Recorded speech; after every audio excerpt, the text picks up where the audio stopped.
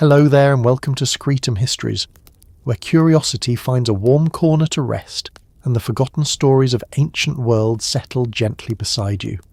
Tonight, we're going to drift into a tale shaped from fire, dust, and a quiet kind of dread.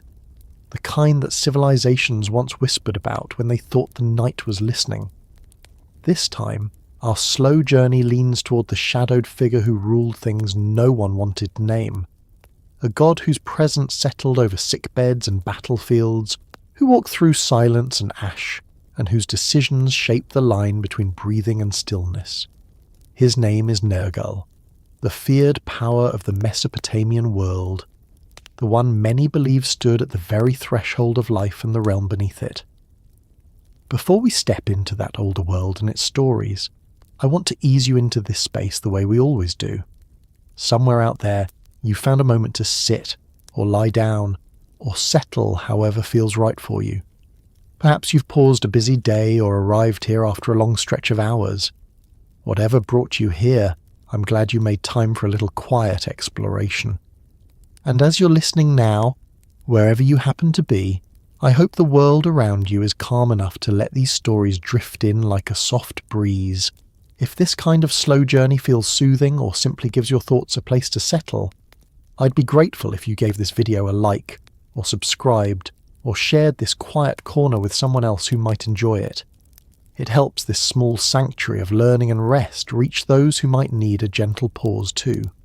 Now, let's move forward together, letting the edges of the day fall away as we turn toward a figure who once commanded fear, reverence, and uneasy respect.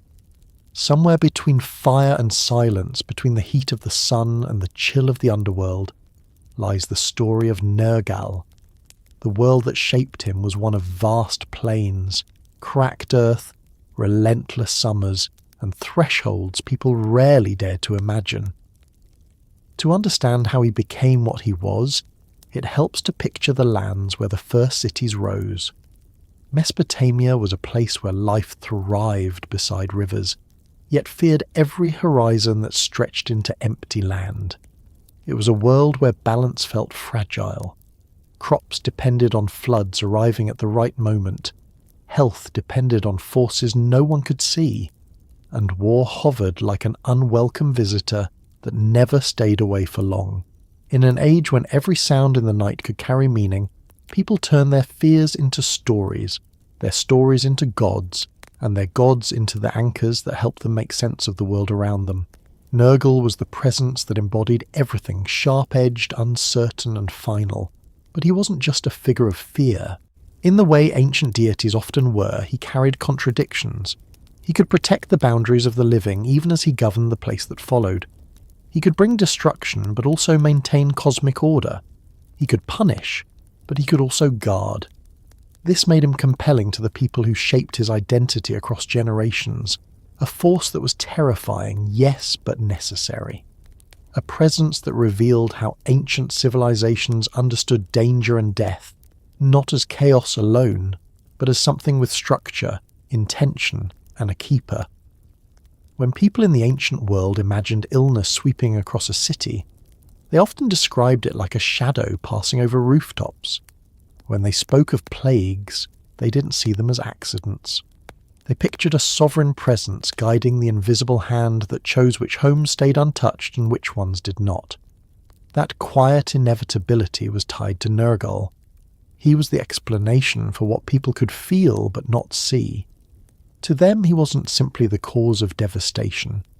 He was the figure who made the unbearable feel part of a larger design. If something terrible happened, it wasn't without meaning. It was the result of a force fulfilling a role within the natural order. This is where Nergal's nature becomes more intricate.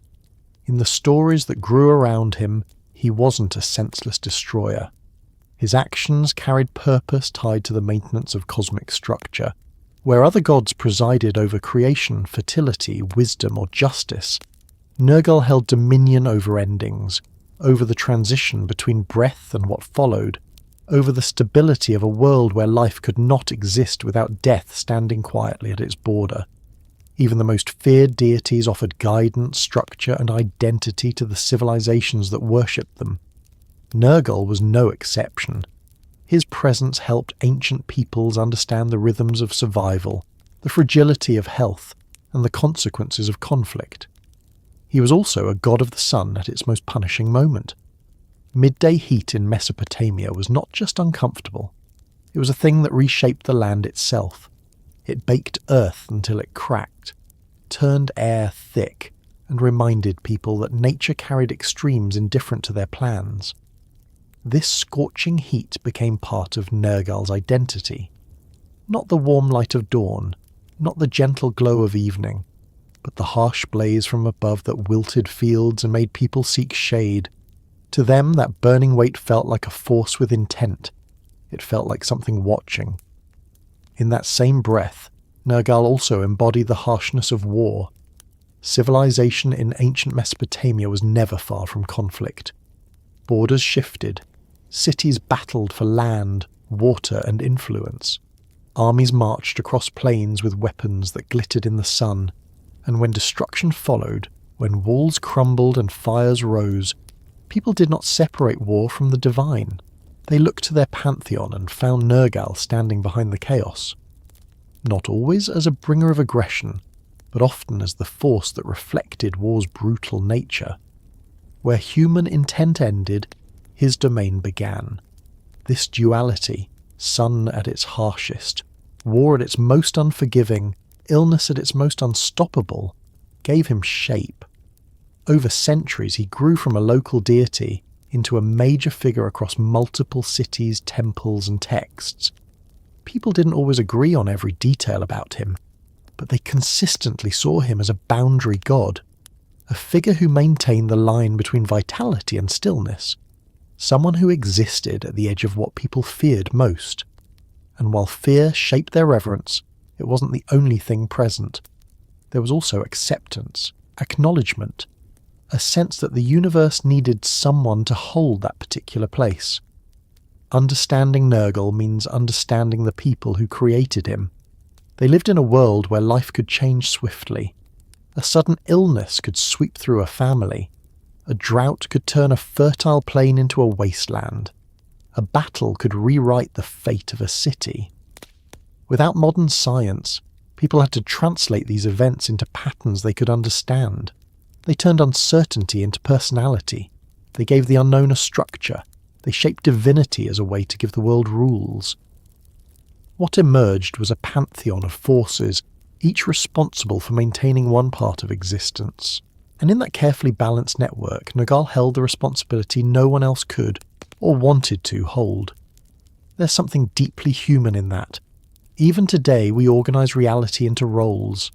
We assign meaning to forces that feel beyond our control. We create stories to help us navigate loss, endings, and transitions. The ancients did the same, but with a clarity that intertwined fear with reverence. For them, acknowledging Nergal meant acknowledging that endings were a part of the world, not an interruption of it. It meant accepting that death was not a mistake, but an element with structure and purpose. Through their rituals, offerings, and stories, they found a way to coexist with the presence that walked on the threshold of every home. But Nergal wasn't only the god of death in the way later cultures might imagine. He also existed within the living world. Temples dedicated to him were built in regions where heat, conflict, or disease were common. Priests studied patterns of illness as forms of divine communication. Divination texts referenced his involvement in events that struck without warning, and rulers invoked his name when seeking protection during times of uncertainty. People didn't worship him to attract destruction. They did so to gain stability in a world where destruction was always possible. His role was not to cause chaos, but to hold the shape of it so that life could continue. This relationship between people and a feared god reveals something important about ancient belief systems. Modern listeners often think of divine figures as strictly benevolent or malevolent. But older civilizations saw their gods as multifaceted. They were forces, not moral examples. They represented elements of existence rather than teachings of virtue. Nergal wasn't cruel. He was necessary. He wasn't vengeful without purpose. His presence was part of the universe's balance. This is why he remained a lasting figure as cultures changed, merged, and evolved. His domain touched every life, every family, every city, every story. The deeper one looks into ancient texts, the more apparent it becomes that Nergal's presence expanded far beyond a single realm. He appeared in myths of descent, in epics of conflict, in hymns that described his strength, and in ritual writings that outlined how to appease him. The shape of his identity evolved over time, but the core remained constant. He was the keeper of boundaries, the one who watched over the transition that everyone would eventually face. And through that role, he became a central figure in understanding how the ancient mind perceived life itself. As we move further into this story, we'll follow the threads that shaped him into one of the most powerful deities of the Mesopotamian world. We'll walk through the landscapes that defined him, the beliefs that surrounded him, and the myths that deepened his legacy. From the scorching sun above to the deep realm below, his presence stretched across the parts of life people understood least. That is where his influence lived, not just in the fear of what might follow the final breath, but in the world before it, in the everyday uncertainties that led people to reach for meaning. And now, with the day quieting around you, and the old stories beginning to take shape, we can continue moving through this world where gods and mortals coexisted, where every force had a face, and where Nergal waited at the place where one world ended and the next began. The world that existed before people imagined Nergal was a place shaped by uncertainty. It carried both promise and danger in every shifting season. Early communities lived under skies that could turn without warning, beneath weather that seemed capable of watching. In those times, there were no names for forces that ended life. There were no structured beliefs about what waited when breath left the body. People recognized patterns, but the patterns felt unanchored, loose, and unpredictable. These early moments formed the soil in which Nergal's identity would eventually rise, long before cities shaped their first laws or priests recorded their first tablets. To understand where this presence came from, it helps to imagine the people who lived in the earlier settlements between the rivers. They were small groups, often spread across fertile plains and marshlands. Life was built around cycles of planting, harvesting, and preparing for the dry months that could stretch farther than anyone preferred. When the water receded too far, fields cracked. When it lingered too long, crops drowned. Every year carried the potential for plenty or hardship depending on conditions no one could command. This constant variability shaped how early societies viewed the world. Nothing felt steady. Nothing felt guaranteed. Nightfall brought its own atmosphere. Without the glow of lamps or the comfort of walls built by later cities, darkness held a presence that felt heavier than simple absence of light. Sounds travelled far. Silence settled thickly. People relied on community and fire to fend off both predators and the feeling that unseen things could move beyond the circle of warmth. The world was filled with a kind of ambient tension that encouraged the formation of stories meant to explain the unseen. Nothing existed without cause. Every shift in weather, every unexpected illness, every sudden loss needed a rationale that felt orderly, even if that order lived in the unknown. In these early times, death was not conceptualized as a structured place, or a realm with rules. It was a transition observed without a clear framework. A person grew silent, breath faded, and their body remained, but whatever animated them vanished. There were no elaborate myths yet to explain where that spark went. Communities only knew that something profound had occurred. Over time, repeated experiences carved patterns in their collective thinking. Similar events invited similar interpretations. This, slowly, led to the birth of conceptual forces guiding change. Forces that were not random but purposeful. Forces that could be respected or feared. And with that, the groundwork was laid for later deities. For the earliest people of the region, the boundary between life and stillness was a thin one. A minor infection could end a life overnight, A single drought could transform a thriving community into one on the edge of collapse. Hunger reshaped decisions. Illness altered the course of families. Conflict, even in its smallest form, carried the weight of permanence.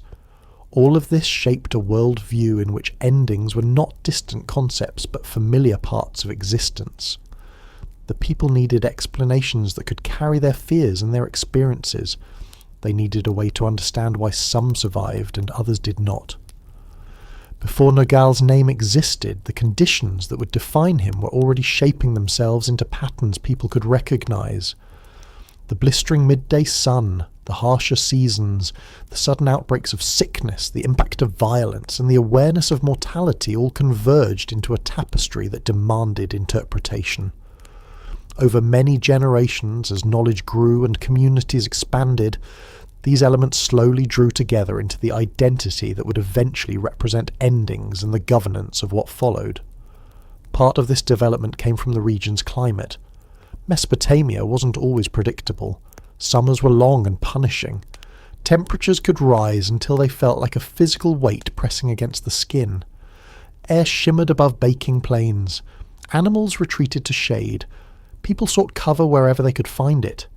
This daily reality shaped how early cultures interpreted the noon sun. It didn't feel neutral. It felt forceful, intense, and indifferent. This eventually contributed to the association of death with heat and dryness, conditions that reflected the challenges of daily life. In many early societies, divine forces emerged from elements people could observe. The sun was not simply a source of light. It had moods. It nurtured crops when gentle and punished the land when fierce. The heat of midday felt like a force that could exhaust life itself. Over time, this part of the sun's personality grew connected to the figure who would eventually be Nergal. Not the warm sunrise or the comforting dusk, but the severe blaze that brought hardship, strength, danger, and authority collected in the same place. The earliest germs of Nergal's character began forming around such tangible experiences. People didn't start by imagining a deity governing death. They began by recognizing overwhelming forces that influenced survival. These forces were then shaped into forms that made sense to them. As communities stabilized and developed rituals, their interpretations became more consistent.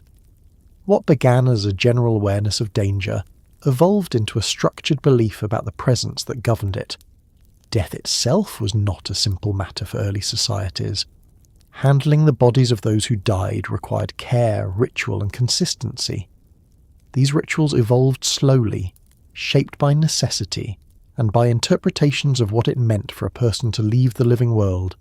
Concepts of ancestors, spirits, and protective forces grew out of this. Over time, these beliefs became more complex. A distinction formed between the living world and the one that followed, and as soon as that conceptual divide existed, someone needed to govern it. Order required a keeper. Boundaries required someone to maintain them. That responsibility would eventually be personified in a figure of great strength and authority. As myths developed, early people understood that forces responsible for endings were not simply chaotic. They had purpose, and through ritual, they could be acknowledged, respected, and sometimes influenced. Offerings were made to ask for protection from sickness. Ceremonies attempted to maintain balance between life and what came after it. When wars erupted, people called upon forces that could turn the tide. When epidemics struck, they sought explanations in the unseen. What emerged was not a single story or a single figure at first, but a network of ideas that gradually coalesced. By the time early city-states began forming, these ideas were ready to take shape in more organized ways. Priests, scholars, and leaders contributed to shaping the identities of divine figures. The presence we now call Nergal absorbed traits from earlier concepts. The dangerous sun, the power of conflict, the presence behind illness, and the force governing endings all merged. What began as scattered understandings of danger grew into a unified figure who represented strength in the harshest parts of life. This evolution wasn't abrupt. It happened gradually, through rituals performed year after year, through stories shared between generations, through the needs of people who wanted explanations that felt complete. Nergal did not emerge fully formed. He was moulded by the world his worshippers lived in. The environment, the cycles of life and death, and the challenges of survival all contributed to his identity. In many ways, Nergal is a reflection of early human attempts to understand what they could not control. As societies grew more complex, their beliefs followed. Writing allowed priests and scholars to record myths, rituals, and explanations. With recorded language, ideas solidified. Nergal's identity became more structured, his domains became clearer. He gained roles within the divine order. The figure that once represented a scattered collection of dangers became a central force with authority recognized across cities. People looked to him not with random fear, but with the understanding that his presence maintained the balance their world depended on. This shift from vague dread to structured divinity marked a significant moment in ancient belief systems. People could now approach Nergal through ritual, offering and acknowledgement. They could define his attributes. They could appeal to him. They could understand the conditions associated with his influence. Death was no longer simply an event without a framework. It was part of a structured order overseen by a powerful presence. This made life feel more navigable, even when circumstances were unpredictable. It's important to recognize that early civilizations did not separate fear from respect. They understood that the forces sustaining their world included both nurturing and destructive elements. A balanced universe contained both. The presence who governed endings was not rejected or hidden. Instead, communities found ways to incorporate him into their worldview. His influence was acknowledged as part of existence. This made the fear manageable. It gave people a sense of collaboration with the forces that shaped their lives. In these early periods, Nergal's character also reflected the growing awareness of disease as something both internal and external. People didn't understand germs or transmission. They recognized patterns instead. When sickness moved through a community, it felt like a presence passing through. When it retreated, it felt like that presence had been satisfied or withdrawn. These interpretations strengthened the idea of a deity connected to illness. Over time, this role became one of Nergal's defining attributes, linking him even more closely to the experiences that shaped early life. War contributed another major component. As city-states grew, conflict became more organized and more devastating. Armies clashed, territories shifted, losses were heavy, and victories carried consequences. People understood war not just as a human decision, but as an event influenced by divine forces. Nergal's association with destruction made him a natural figure to oversee battle's final outcomes. He wasn't simply the god invoked by soldiers. He was the presence believed to walk behind the chaos, ensuring the boundaries of life and death stayed balanced even when the world erupted around them. Through these combined influences, Nergal's identity moved from a generalized sense of danger into a structured role with authority. He became one of the essential figures in the Mesopotamian pantheon, someone who carried responsibilities that touched every part of existence. People didn't worship him to attract his presence. They honored him to maintain stability. They believed that through acknowledgement they could influence outcomes or at least understand them better. As myths recorded his roles, stories emerged of his connection to realms beyond the living world. The idea of an underworld gained shape over time, evolving into a structured domain with its own hierarchy. Nergal became linked to this realm not by accident, but because his attributes matched the nature of such a place. The rules governing life needed a counterpart, and he became part of that counterpart structure. The underworld wasn't a chaotic void. It was a domain with order, and he was one of the enforcers of that order. This part of his identity continued to evolve across centuries.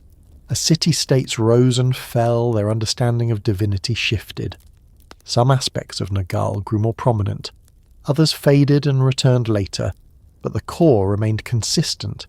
He was the presence connected to endings, whether through heat, war, illness, or the transition that followed life. His influence extended wherever limits existed. His authority reached every threshold ancient people recognized as dangerous or transformative. Long before elaborate myths established his throne or his relationship with other deities, Nergal was already present in the way people understood the world. His earliest form came from natural dangers. His later form came from structured belief. Both stages reflect human attempts to understand forces they could not fully predict. These early foundations set the stage for everything that followed. They created the framework for a deity who would become both feared and respected, both destructive and necessary. As the world moved forward and civilizations grew more confident in their rituals, Nergal's story deepened. More details were added. More responsibilities were attributed to him. More rituals were dedicated to his presence. This gradual growth shaped the identity that would carry through thousands of years. And as we continue through this journey, each part of his evolution will reveal how ancient peoples balance survival with belief, finding meaning in a world where uncertainty shaped every decision. Moving onward, we step toward the time when Nergal's identity solidified, when stories gave him form, lineage, and authority, shaping him into one of the most formidable figures of the ancient Near East. Long before myths carved clear forms for the gods, the land itself shaped the earlier stories. The world around ancient Mesopotamia created patterns that eventually became divine personalities. And among those patterns, there was one presence that kept returning in the way people experienced heat, destruction, and force. This presence formed gradually, shaped by the elements that defined life in the region. As years passed, it grew into the figure known later as Nergal. But the earlier stages of his birth did not begin with a name or a story. They began with the land and its conditions, the pressures that moulded understanding long before written myths existed. The environment in which early humans lived felt immense and unpredictable. Summers brought temperatures that pressed heavily against the skin. The midday sun escalated beyond comfort into something far more imposing. The heat could scorch fields and dry the air until breathing felt thick. This experience left a powerful impression. People didn't see the world in abstract terms. They felt it directly through their work, their struggles, and their attempts to preserve what they grew. Under these circumstances, it was natural for certain environmental forces to gain personalities. The scorching wind that arrived in particular seasons played a major role. It was not a gentle breeze.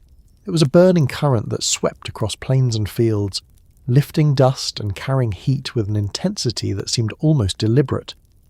When it passed through a region, it left people exhausted, crops weakened, and animals restless. Over time, this wind became something more than a meteorological event. Communities began to associate it with intention. It felt as if a presence was moving through the land, powerful enough to alter everything in its path.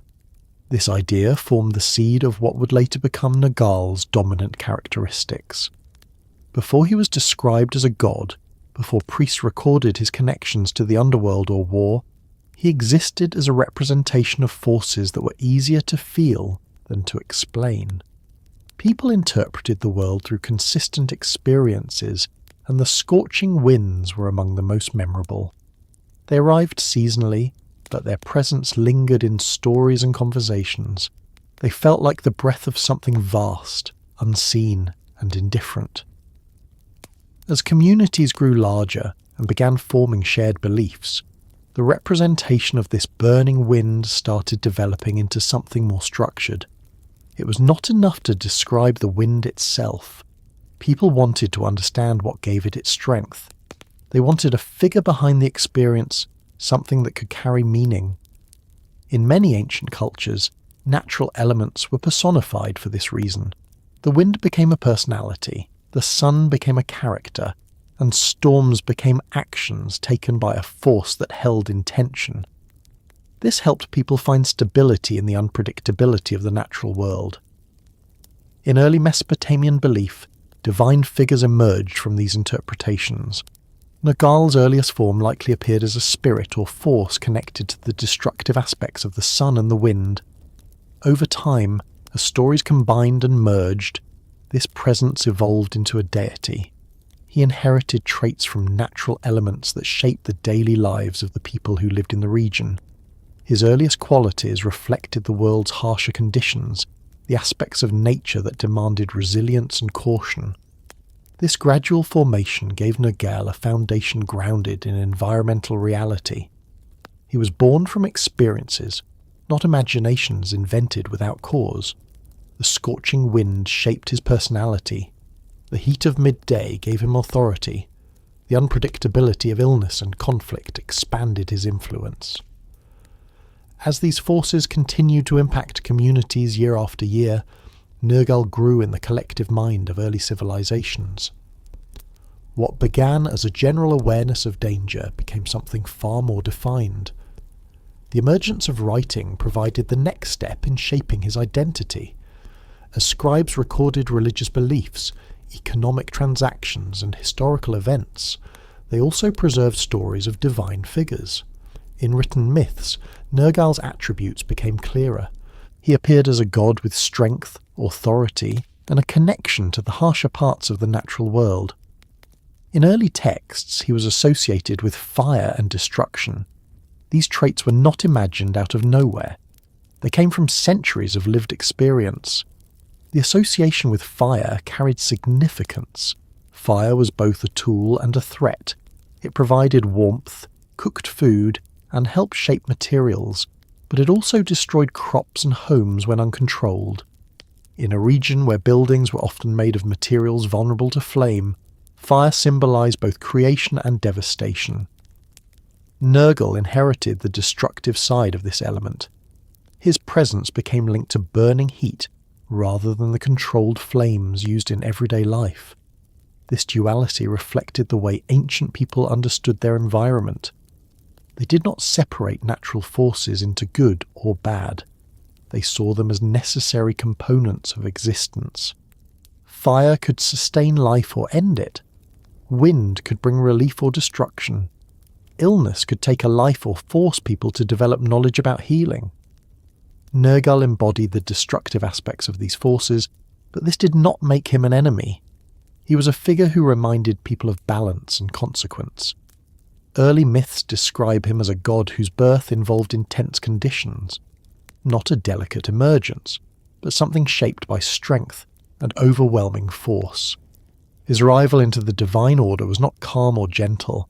It carried the weight of the elements that moulded him. He appeared in stories as a young deity with immense power, capable of commanding winds, heat, and destruction. His personality reflected the environment that brought him into being. As Mesopotamian civilizations developed more structured pantheons, Nergal's parentage became a topic of interest. Different traditions assigned him to different divine families, reflecting how belief shifted across regions. Some texts describe him as the son of Enlil, one of the chief gods associated with air, storms, and authority. This association made sense within the framework of his traits. A deity connected to destructive wind and heat could naturally be viewed as a descendant of a greater force linked to the atmosphere. Other traditions placed him as the child of Ninurta, or other gods associated with war or strength. These variations demonstrate how flexible ancient belief systems were. Nergal's fundamental attributes remained consistent, even as mythological details changed from city to city. This flexibility was common in the ancient world. Deities were not static characters. They adapted to the needs of the people who worshipped them. Nergal's connection to fire, wind, war, and destruction remained steady, even when his birth story shifted. The idea of his birth often centered around themes of intensity and conflict. His first appearance in myths did not depict him as a gentle or neutral figure. Stories emphasize that he arrived with a sense of force. He was not created to nurture or heal. He was intended to govern the challenging aspect of existence. The earliest narratives present him as someone who did not shy away from dangerous responsibilities. His role was necessary, even if difficult.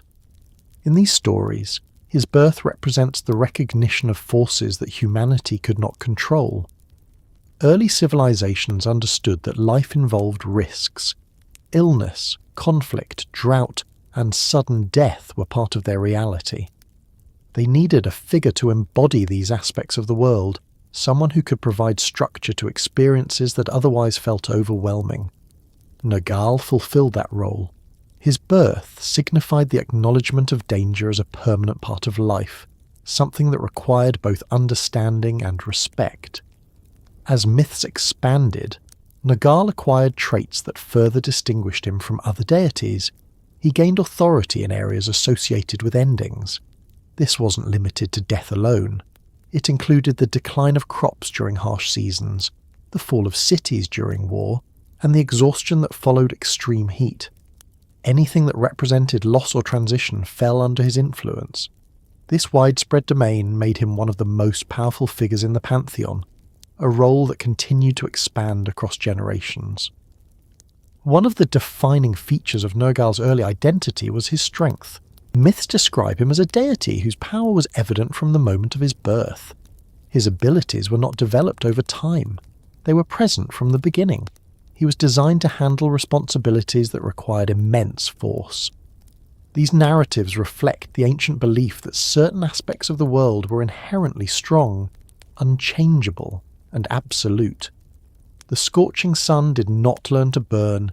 It simply existed as a source of intense heat. Nergal's character mirrored this natural certainty. The notion of a god made of scorching winds reinforces this connection. The wind that shaped his identity was not a gentle breeze. It was a harsh, burning current that could transform the landscape. Myths depict him as being carried by this wind or composed of it. This imagery ties his birth directly to the natural forces that defined the region's harshest conditions. He was not shaped by comfort or growth. He emerged from environments that challenged survival. This connection to the wind and sun also contributed to his temperament in myths. Early stories describe him as impulsive, forceful, and unyielding. He was not easily swayed or softened. His decisions reflected the elements he embodied. These traits made him suitable for overseeing aspects of life that required firmness and resolution. People who worshipped him recognized that stability sometimes demanded severe measures. Nergal represented this form of necessary strength. Despite his intimidating attributes, Nergal was not depicted as chaotic or out of control. His birth positioned him within the divine order, giving him responsibilities rather than leaving him unbound. Ancient myths often emphasized that even destructive forces served a purpose. Nergal's birth signaled the arrival of a deity whose presence maintained balance through difficult means. This was a reflection of how early societies viewed the world. They understood that harsh conditions were part of the natural cycle. They did not see destruction as random. They viewed it as a structured part of existence. As time passed and cultures developed more complex belief systems, Nergal's birth narrative became a cornerstone of his mythology. It explained why he had authority in certain areas and how he acquired the traits that defined him. His introduction into the divine world set the stage for his later actions and relationships. It also provided a foundation for how people would approach him in worship and ritual. Rituals connected to Nergal often referenced his origins. Priests acknowledged his link to fire, heat, and wind. Ceremonies took place during periods associated with seasonal transitions. Offerings were made to acknowledge his role in cycles of decline and renewal. These practices reflected the belief that recognizing his birth and identity could influence outcomes tied to his domain. People wanted to maintain harmony with the forces he represented. Over time, Nergal's birth came to symbolize more than the arrival of a powerful deity. It represented the awareness that life was shaped by forces beyond human control. His presence reminded people that endings were inevitable. His story provided structure to experiences that might otherwise feel arbitrary. Through his birth narrative, communities found a way to accept the challenges of their environment. They transformed fear into understanding and unpredictability into meaning. The combination of fire, wind, and destructive strength in Nergal's birth created a figure who embodied some of the most intense aspects of existence. At the same time, this intensity shaped his authority in later myths. His early origins followed him through every stage of his development. He remained connected to the natural forces that defined his beginning, even as his role expanded into the deeper structures of the divine order. Moving forward through his story, the image of a god born from scorching winds and overwhelming force becomes the foundation for understanding how he gained influence in realms beyond the physical world. His birth established his connection to both the land above and the realm beneath, a connection that would shape his future role as guardian of boundaries and overseer of transitions that affected every life. As the story of Nergal moved from the raw experiences of the land into the world of human society, a new stage of his identity formed. The scorching winds, the crushing heat, and the destructive forces that shaped him did not remain suspended in vague stories. They began gathering around real places, turning landscapes into symbols, cities into centres of ritual, and certain territories into points of connection between the living world and the one that followed. Among these places, Eridu stood out as one of the earliest and most influential. It became a threshold where beliefs about life, death, and the unseen slowly hardened into structure. Through this transformation, Nergal's presence became anchored not only in stories but in geography. Before Eridu became tied to the darker aspects of existence, it was seen as one of the oldest and most sacred of settlements. Archaeological findings suggest it served as a foundational centre for early religious practices long before later cities grew into major powers. It was a place surrounded by water, marshes, and fertile land in its earliest periods. But over many centuries, as the environment shifted and new interpretations formed, Eridu took on a different character. Stories began linking it to the boundaries between worlds. What once symbolized beginnings gradually gained associations with endings. The transition from fertile sanctuary to threshold of the dead didn't happen through sudden change. It followed the slow evolution of society, belief, and ritual. As communities expanded and their pantheon grew more defined, certain locations took on roles that reflected the duties of specific gods. Eridu eventually became connected to forces that governed decline, endings, and the realm beneath. This shift aligned naturally with Nergal's growing prominence. As he absorbed traits associated with destruction, heat, and boundaries, Eridu's identity shifted to match his nature. Some traditions suggest Nergal held authority in the city because of its relationship to the underworld. Others describe him as a figure who assumed greater influence over Eridu as eras changed, absorbing earlier local deities into his identity. In the ancient world, divine roles were not fixed. They shifted in response to political, environmental, and cultural developments. When a city rose in importance, its gods often rose with it. When a city declined, its deities could either fade or merge with others.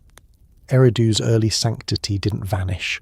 Instead, it blended with new interpretations that connected it to the power of Nergal. This merging created a powerful foundation for the god's development. Eridu's long history, layered with centuries of religious meaning, gave Nergal's role additional depth. The city became one of the symbolic entrances to the realm of the dead, not because it literally housed a portal beneath its soil, but because its associations evolved in that direction. Ancient civilizations often viewed certain regions as gateways, not in a literal geographical sense, but through the weight of tradition and belief. Eridu carried that weight for generations. In early texts, Nergal's connection to the underworld grew stronger. His authority reached both the surface world and the domain beneath. Myths describe him not only as a force of destructive heat, but as a ruler or guardian of the place where the dead resided. These stories didn't appear suddenly. They grew from the interplay between natural forces, human experience, and places infused with long-standing meaning. Eridu, with its deep cultural roots, became a focal point for this transformation. One of the reasons Eridu became associated with the threshold of the dead lies in its geography. Situated near wetlands and marshes, the city existed in a landscape where the boundary between land and water could feel uncertain. Such environments often held symbolic value in ancient societies. Areas that seemed to shift or resist clear definition invited interpretations of them as transitional spaces. This contributed to Eridu's reputation as a place tied to beginnings and endings. Over time, this symbolic ambiguity facilitated its transformation into a place associated with the passage between worlds. Nergal's identity merged easily with this evolving landscape. As a god who embodied destructive forces and the conclusions of life, he needed a place where these ideas could find form. Eridu became that place. It didn't matter whether a physical descent existed beneath the city. Stories gave it the role of a threshold. Rituals confirmed it. Over centuries, myth reinforced the association until Eridu's significance became a part of Nergal's story. This connection strengthened his authority. A deity with links to both the burning sun and the underworld needed a domain that reflected his attributes. Eridu's ancient legacy, combined with its symbolic associations, gave him a foundation that extended his influence across different aspects of existence. His presence grew more structured. People began to view him not just as a force of destruction, but as a ruler with responsibilities connected to the organization of the dead. Stories from later periods describe Nergal traveling to the underworld or assuming a throne there. These narratives vary depending on region and era, but they consistently emphasize his authority over the realm beneath the earth. Eridu served as the earthly reflection of that authority. It was not just a city, it was a representation of the point where one world met another. Through this relationship, Nergal's identity expanded beyond his earlier associations with heat and wind. He became a figure integral to the cosmic structure. This development reflected the broader evolution of Mesopotamian religion. Early deities often began as localized forces tied to specific natural phenomena. As civilizations grew more complex, these deities gained broader roles. Their responsibilities expanded as society expanded. Nergal followed this pattern. His early associations with destructive elements provided the foundation. His connection to Eridu and the underworld gave him structure. His responsibilities grew from environmental forces into cosmic duties. The idea of a burning realm governed by Nergal did not imply a place of eternal fire. Instead, it represented the harshness associated with decline, endings, and the natural processes that removed life from the world. The concept of burning reflected the intensity of the force rather than literal flames. Heat, exhaustion, decay, and transition became the components of Nergal's realm. Eridu became the symbolic entrance to this domain because its history made it an ideal location for such interpretations. As rituals developed to honor Nergal, they often incorporated these themes. People performed ceremonies acknowledging his connection to transitions. Priests offered items to maintain harmony between the living world and the presence believed to govern what followed. These rituals sought protection not only from destruction, but from disorder. In ancient belief systems, death required structure. Without order, the natural cycle could break down. Nergal ensured that the boundary remained intact. The city's temples reflected this dual role. They were places of reverence, not fear alone. The presence of Nergal in Eridu did not terrify people. It reminded them of their place in the cosmic order. The city became a point where life and death were understood as interconnected. Such understanding did not eliminate fear, but it gave fear context. People could honor the forces that governed their world instead of feeling overwhelmed by them.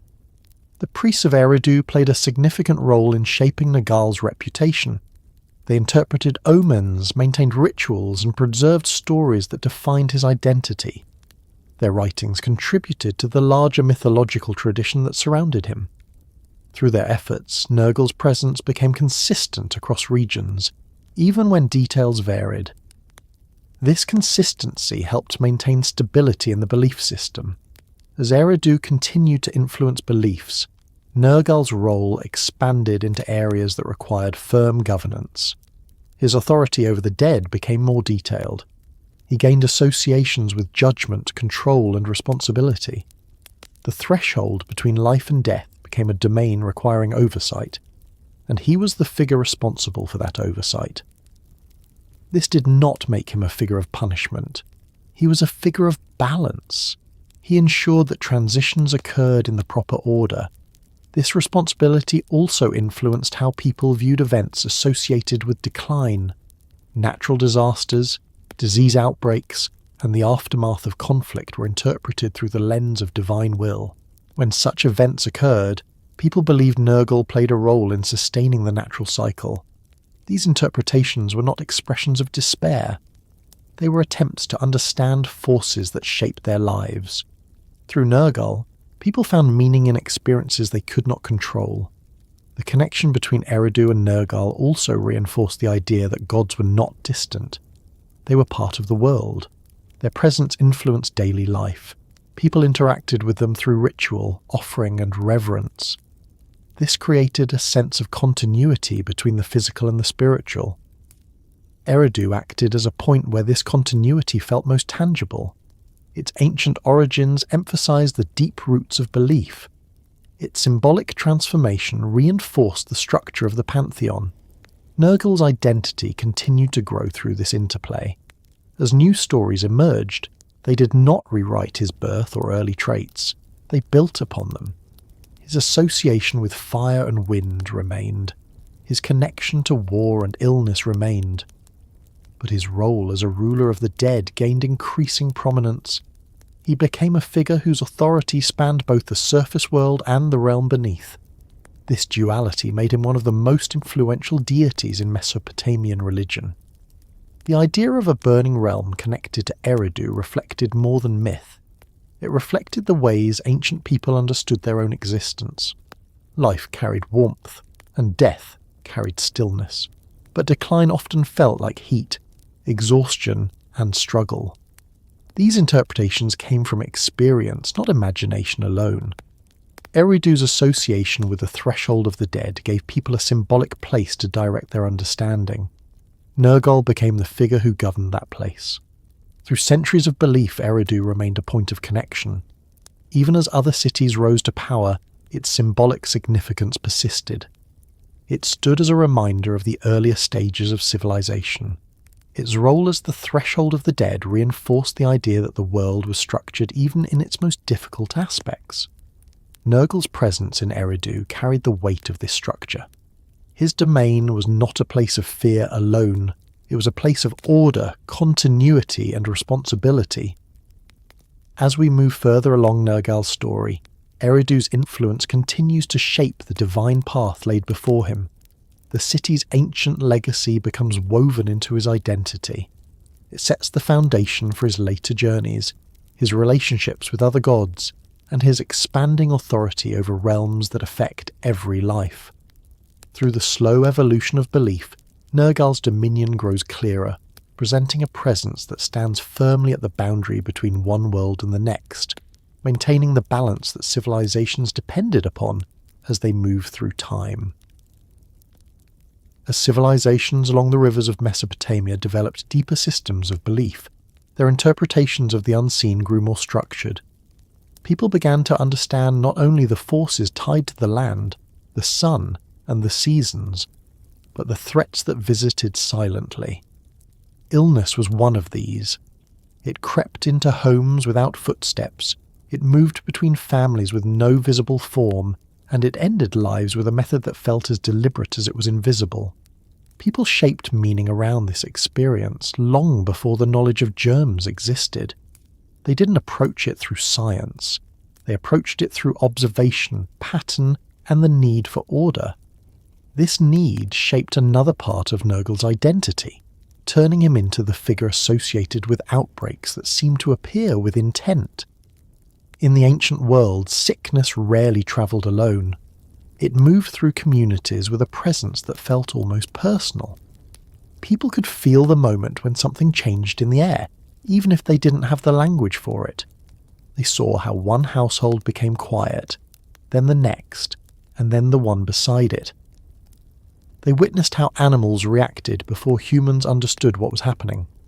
When illness spread too quickly, fear took shape in stories. These stories did not simply describe sickness as a force of nature. They described it as something carried, something delivered, something attached to a presence with authority. Nergal's earlier associations with heat, dryness and death positioned him perfectly to absorb this role. Illness in the ancient world often arrived during seasons when the land felt harsher and resources felt scarce. People noticed that the same conditions that exhausted the body also created vulnerability. Heat weakened the strong. Crowded settlements offered pathways for disease. Stagnant water brought challenges that couldn't be ignored. As societies grew larger and more organized, sickness grew with them.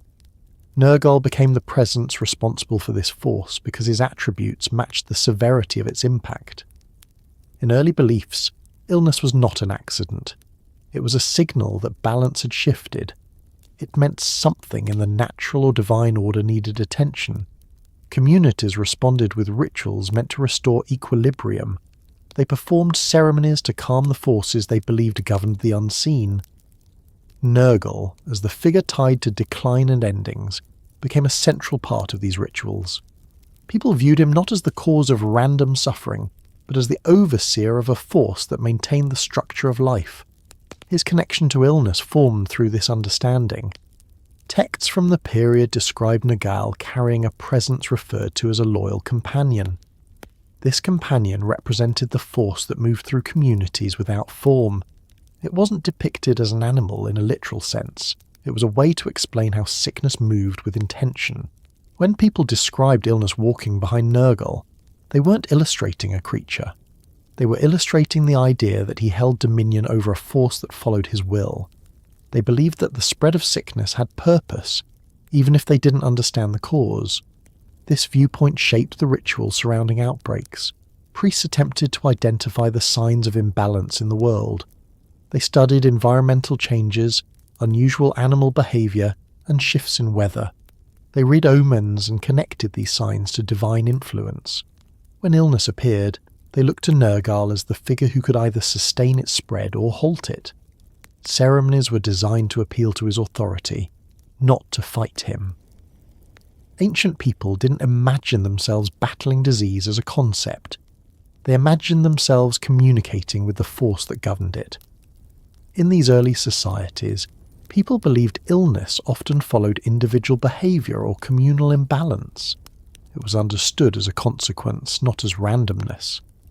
This doesn't mean they blamed the sick. They believed the world was structured in such a way that every force required harmony. When harmony broke, illness entered the world. Nergal was the figure who maintained the order behind this process. He wasn't an enemy, he was a keeper. His presence signified that something needed correction. As cities grew, illness became more complicated. Trade brought people together in ways older communities had never experienced. Goods carried more than material value. They carried exposure to new conditions. Crowded markets, homes built close together, and shared water sources made sickness easier to spread. This new environment reinforced the belief that a powerful figure governed outbreaks. People saw patterns and interpreted them through the lens of divine influence. When sickness struck a city more severely than another, they believed Nergal had taken a stronger role in determining outcomes. Some myths describe Nergal entering a city with silent authority. He didn't arrive with spectacle. He arrived through the changes people sensed before illness became visible. The shift in air, the exhaustion that spread ahead of symptoms, the sudden quiet around certain households. These descriptions were storytelling tools for interpreting the earlier signs of outbreaks. They turned fear into an organized narrative. They allowed people to approach sickness not as chaos but as something governed by rules. In ritual texts, priests often referenced the idea that Nergal's presence could be influenced. Offerings were made to ask for moderation. People didn't try to eliminate illness entirely. They attempted to ensure it remained confined. They believed the god could be persuaded to limit the reach of the force that followed him. Their appeals reflected their belief that every force in the world could be negotiated with if the correct balance was restored. This approach shaped medical practices in early Mesopotamia. Healers worked closely with priests because illness was viewed as both a physical and spiritual phenomenon. Treatments often combined practical remedies with ritual elements. They used herbs, compresses, and other materials available to them, while also performing incantations that reference Nergal's authority. This integration of medicine and belief created a system in which the physical and the divine were inseparable. People viewed healing as an act that required both knowledge and reverence. As Nergal's identity grew more structured through myth and ritual, his association with widespread sickness became a defining component of his character. He didn't represent every type of illness. Some conditions belonged to other deities based on their symptoms or patterns. But the widespread, dangerous outbreaks that affected entire communities consistently fell under his domain.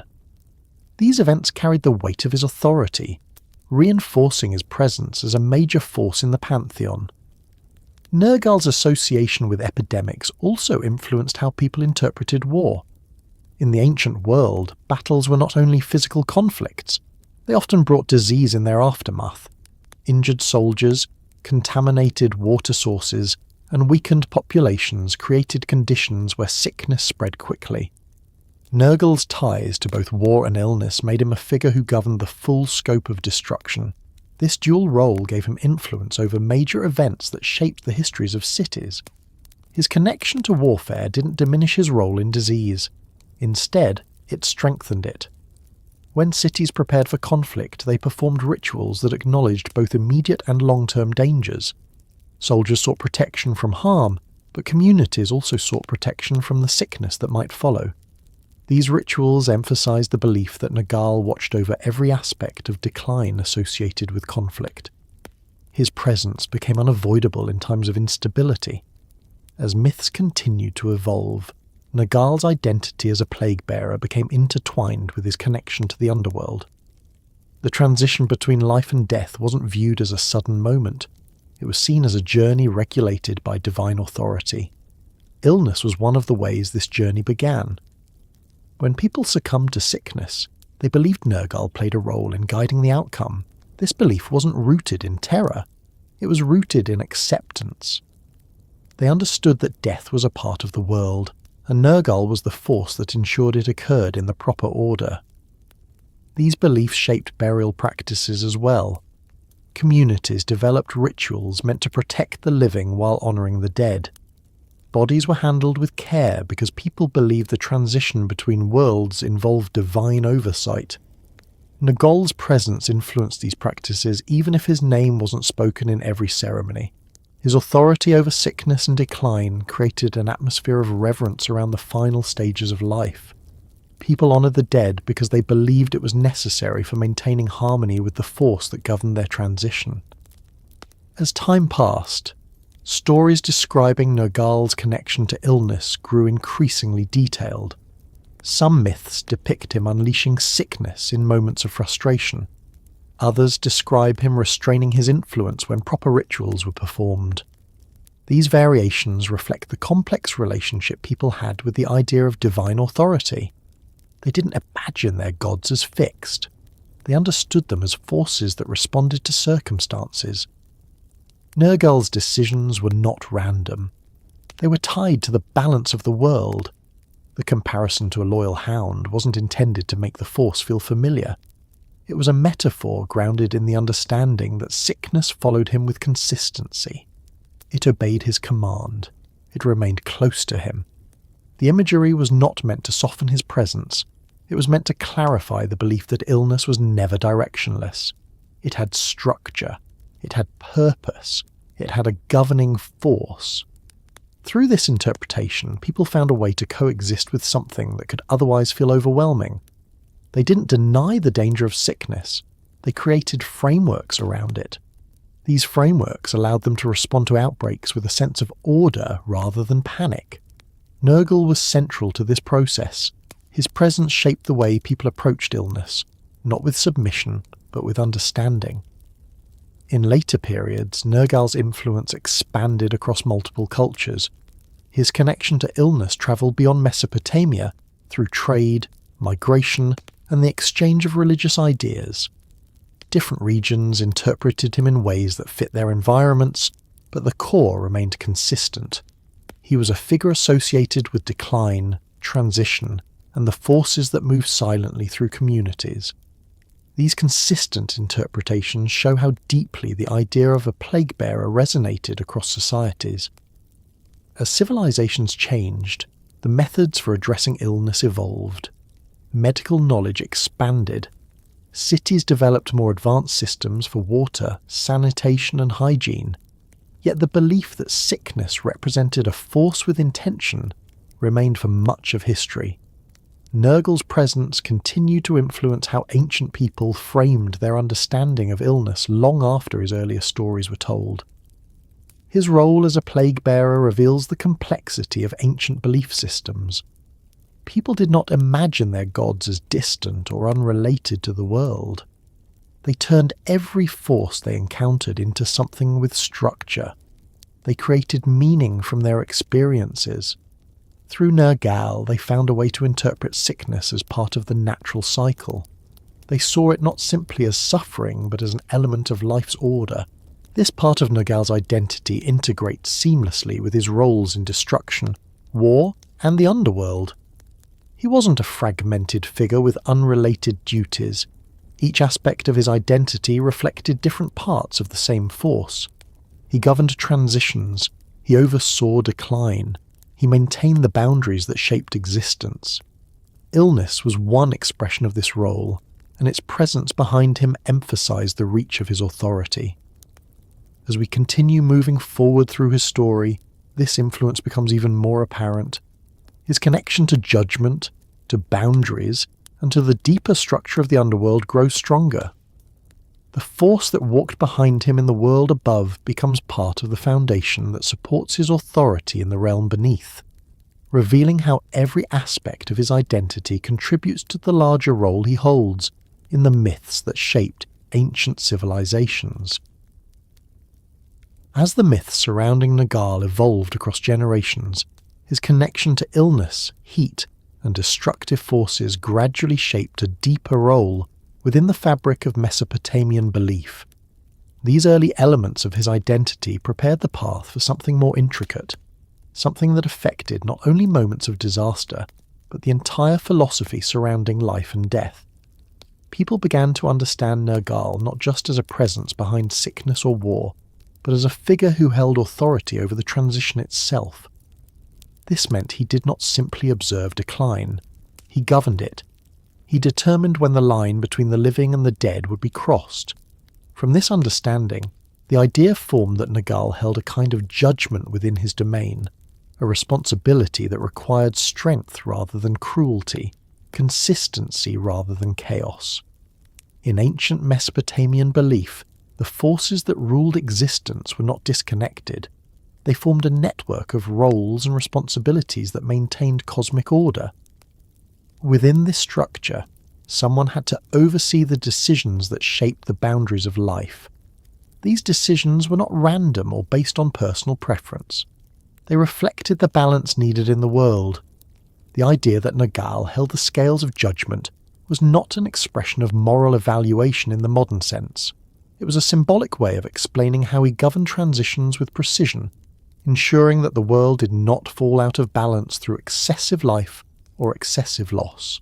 To understand how these beliefs took shape, it helps to look at the stories that developed around Nergal's presence.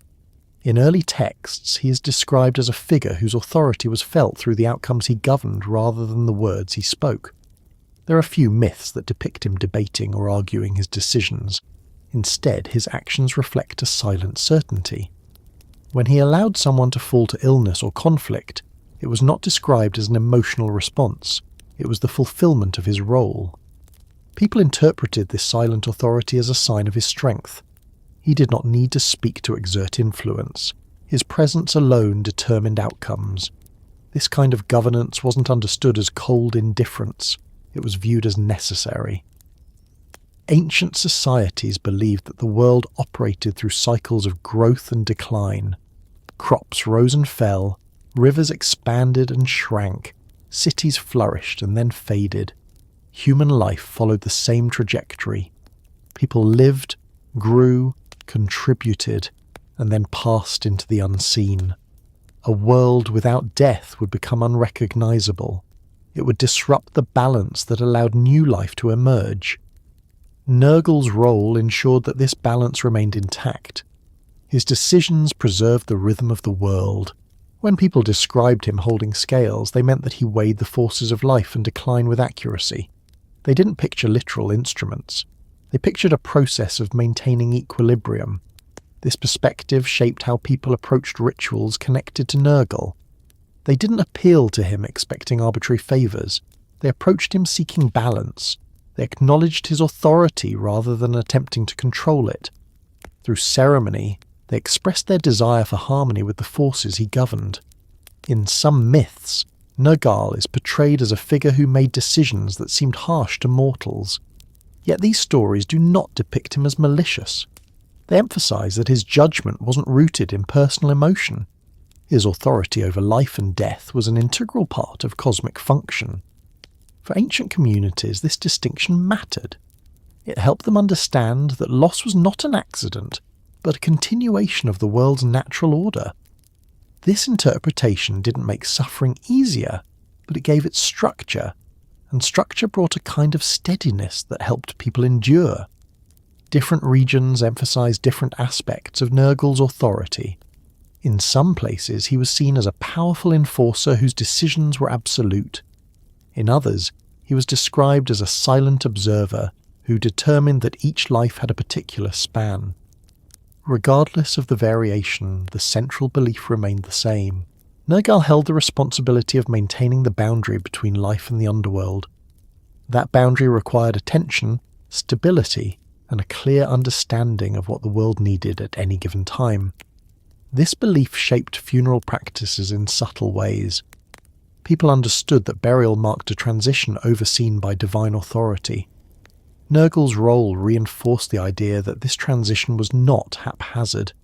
It was guided by a force whose decisions ensured continuity. To honour this process, communities developed rituals that emphasised respect.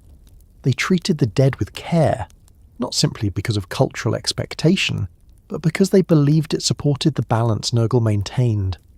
These rituals reflected a quiet acknowledgement that the transition belonged to him. The connection between Nergal and judgment was not based on morality, as understood in later traditions. Ancient Mesopotamians did not believe the dead were punished or rewarded based on their behaviour in life. Instead, they believed the underworld reflected a continuation of existence in a new environment. Nergal's judgment did not determine the fate of the soul in terms of reward. It determined the moment the soul crossed the boundary. This distinction shaped the tone of the stories surrounding him. His decisions carried weight, but they were not tied to moral lessons. They were tied to the structure of the world. This perspective also influenced how people interpreted unexpected survival. When someone lived through an outbreak or returned from battle despite overwhelming odds, people saw this outcome as a reflection of Nergal's restraint. It meant the scales had tipped toward life rather than decline. This interpretation did not diminish the importance of human effort. It added a layer of meaning that helped people frame experiences they could not explain through physical causes alone. They viewed survival as a sign of equilibrium, rather than as evidence of favoritism. Stories that describe Nergal as a judge do not always portray him alone. In some traditions, he worked alongside other deities who oversaw aspects of the underworld.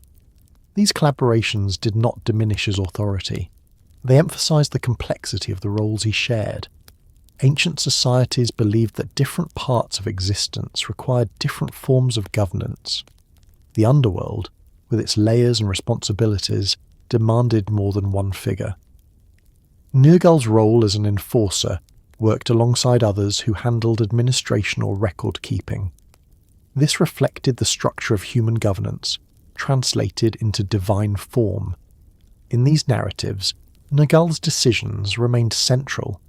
He was the force that determined when a life ended. Other deities oversaw what came after. This separation of duties reinforced his identity as the figure who stood at the boundary. He didn't manage the realm beneath. He controlled the moment of entry. This role shaped how people conceptualized his presence. When they prayed to him, they weren't asking for guidance in the afterlife. They were acknowledging the force that controlled their time in the world above. The idea of scales also reflected the belief that life itself carried weight. Every person contributed something to the world. Every action influenced the balance of existence. Ancient societies didn't translate this philosophy into moral judgment. They saw it as a practical truth. A life too long or too short could disrupt the natural cycle. Nergal ensured that each person's span aligned with the needs of the world.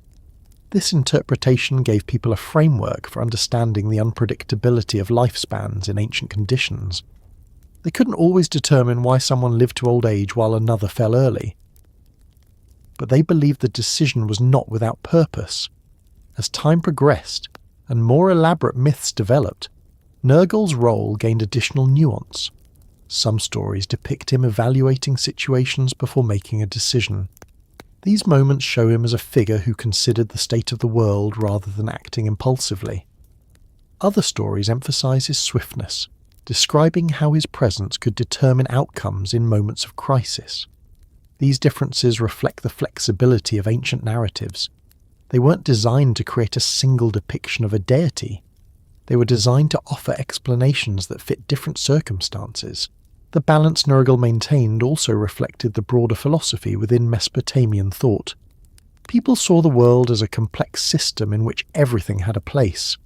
The actions of individuals, the influences of nature, and the decisions of the gods all worked together to maintain stability. Nergal's role was essential to this stability. Without him, the boundary between the living and the dead would collapse. Without that boundary, the structure of existence would lose its shape.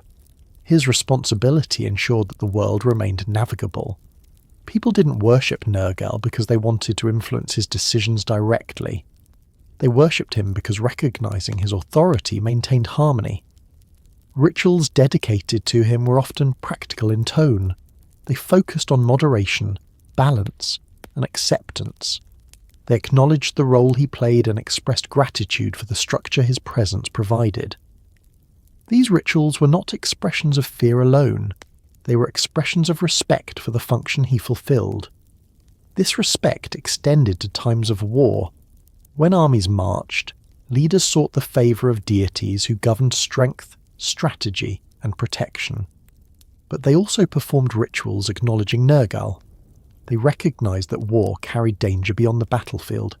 They asked for stability in the transitions that could occur during conflict. Soldiers didn't appeal to him for victory. They appealed to him for balance during the chaos. This reflected the understanding that his influence reached every part of life touched by danger. The role of judgment also influenced how cities interpreted disasters. Fires, floods, outbreaks, and conflicts were not viewed purely as natural events. They were seen as reflections of imbalance that required divine oversight. When these events unfolded, communities tried to understand what had disrupted the scales. They didn't blame Nergal. They looked for the cause within their own actions or in the state of the world around them. This interpretation helped them respond to challenges with a sense of order rather than panic.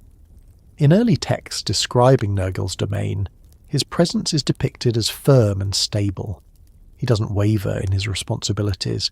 He holds authority without hesitation. This portrayal reinforces the idea that the balance of existence required unwavering judgment. Even if the decisions were difficult, they were necessary. The world depended on the certainty of his presence. As myths continued to develop, the imagery of scales became a powerful symbol for understanding his role. It conveyed the precision of his decisions, the responsibility of his position, and the weight of the forces he governed. These scales didn't represent moral measurement. They represented balance. They ensured that the world remained consistent. They embodied the way ancient people conceptualized the relationship between life, death, and the unseen. Over time, the idea of Nergal as a judge became one of the defining aspects of his character. It shaped how people perceived him, how they approached rituals connected to his domain, and how they understood the unpredictable transitions in their lives. His role expanded beyond the physical causes of decline into the deeper structure behind it. He wasn't only responsible for the presence of illness or the aftermath of war. He was responsible for the balance that underlay every transition. This interpretation ties directly into his later roles within the underworld. The idea that he governed the moment of transition set the foundation for the belief that he held authority in the realm beneath. As the myths grow more elaborate in later parts of his story, this connection becomes clearer. The scales he held in the world above form the basis for the responsibilities he carries in the world below, shaping the continuity of his identity as a force essential to the structure of existence. As the stories surrounding Nergal grew more complex, they expanded beyond the surface world and into the realm that lay beneath it. This realm was not imagined as a place of torment or reward. It was a continuation of existence shaped by its own structure, rules, and hierarchy. The underworld formed a significant part of Mesopotamian cosmology, representing a domain where life took on a quieter form. It was not a world of punishment, it was a world of stillness. And within this vast space, the descent of Nergal became one of the most defining narratives of his identity. The tale of his journey below does not unfold with dramatic spectacle or grand displays of force. Instead, it unfolds through the steady acceptance of responsibility, the recognition of boundaries, and the acknowledgement of a structure larger than any single deity. The descent represents not just a physical movement, but a transition in authority. It marks the shift from his early identity as a force of destruction above the earth to his later role as a figure who understood and governed the deeper systems that shaped existence. The underworld itself was imagined with clarity. Ancient texts describe it as a place composed of layers, corridors, and gates. These gates were not simply barriers. They were markers of transition. Each one represented a threshold that separated the world of the living from the stillness of the dead. The journey through these gates required authority. Without it, the underworld remained closed, protecting its structure from disruption. For Nergal, this journey was not an escape or a punishment. It was a necessary step toward understanding the full extent of his role. In early myths, he began his descent as a figure from the surface, bringing with him the force of the scorching sun and the power of destructive wind. These attributes did not grant him immediate authority in the world below. The underworld had its own ruler, its own forms of order, and its own expectations. Nergal's journey required him to pass through each gate with intention. These gates symbolized his gradual integration into the structure of the realm he would eventually help govern. Texts describing this descent often emphasize the significance of each gate. They were not identical. Each one represented a deeper level of transition. Passing through them required relinquishing specific symbols of authority carried above ground. This wasn't a matter of weakness, it was a demonstration of respect. The underworld demanded acknowledgement, not dominance. As Nergal moved through each gate, he didn't lose his identity. He absorbed new responsibilities. He aligned himself with the structure of the realm. The first gate marked the boundary between the world above and the realm of muted light below. This boundary wasn't sharp or sudden. It was gradual, reflecting the slow separation between movement and stillness. Nergal's presence at this gate signaled his acceptance of the transition. He didn't force his way through. He moved with the understanding that authority required comprehension. The gatekeepers recognized his strength, but strength alone wasn't enough. Descent required purpose. The second gate represented the shift from the familiar into the unknown. The world above was shaped by sunlight, seasons, and the flow of rivers. The underworld was structured differently. It didn't rely on growth or harvest. It relied on continuity.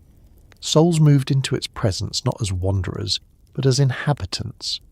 This realm needed order, and that order depended on someone who could understand both the surface world and the world beneath it.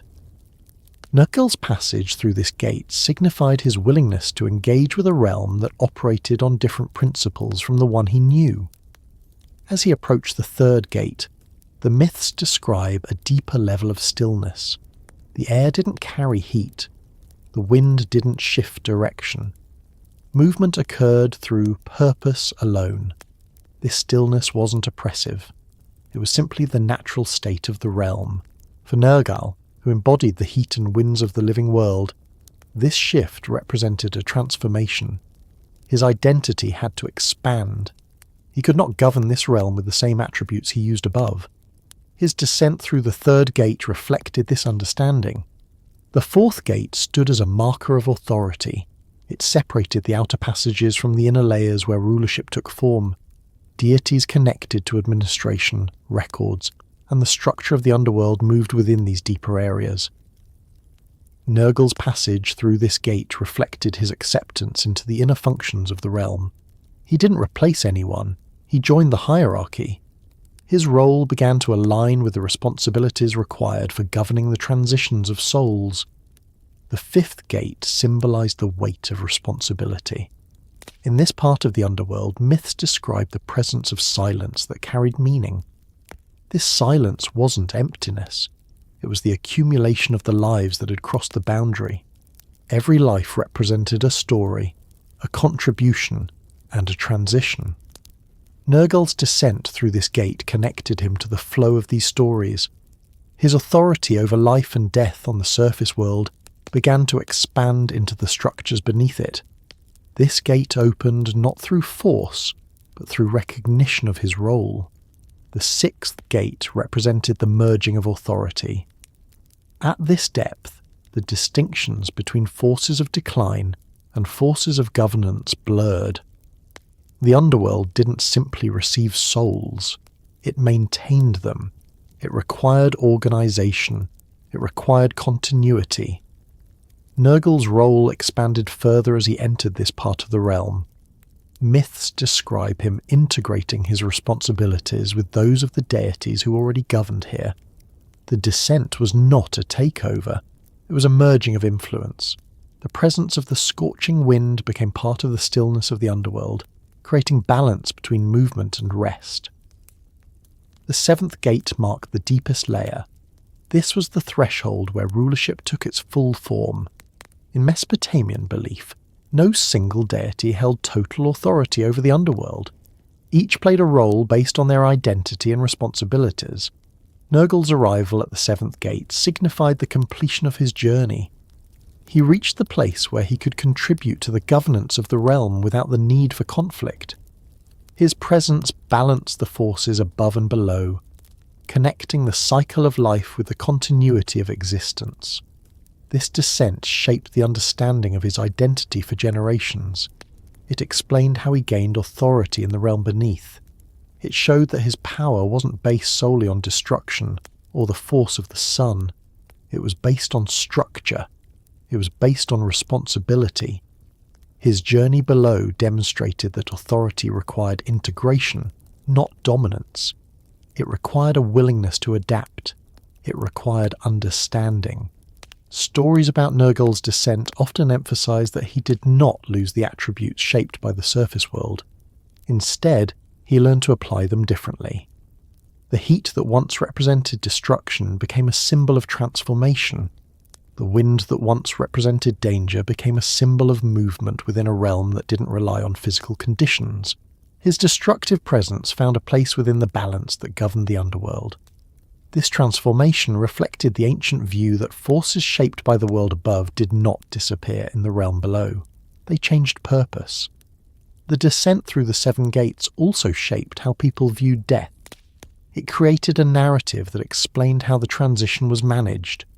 It reassured them that the journey of the soul wasn't chaotic. It followed a structure overseen by deities who understood both worlds. The presence of Nergal in the underworld provided a sense of continuity. The god who governed decline on the surface world also understood the realm that received those who crossed into stillness. This helped ancient societies feel that existence continued in an organised way rather than dissolving into uncertainty. As the myths surrounding the descent spread across regions, different versions emerged. Some versions emphasised the encounter between Nergal and the ruler of the underworld. Others emphasised the symbolism of the gates. Regardless of variation, the core understanding remained. The descent represented a shift in responsibility. It explained how Nergal gained the authority he held in later stories.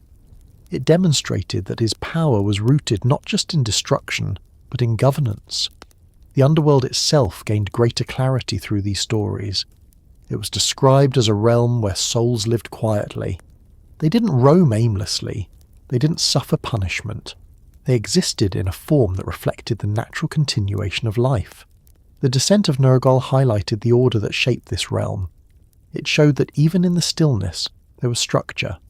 This structure required oversight.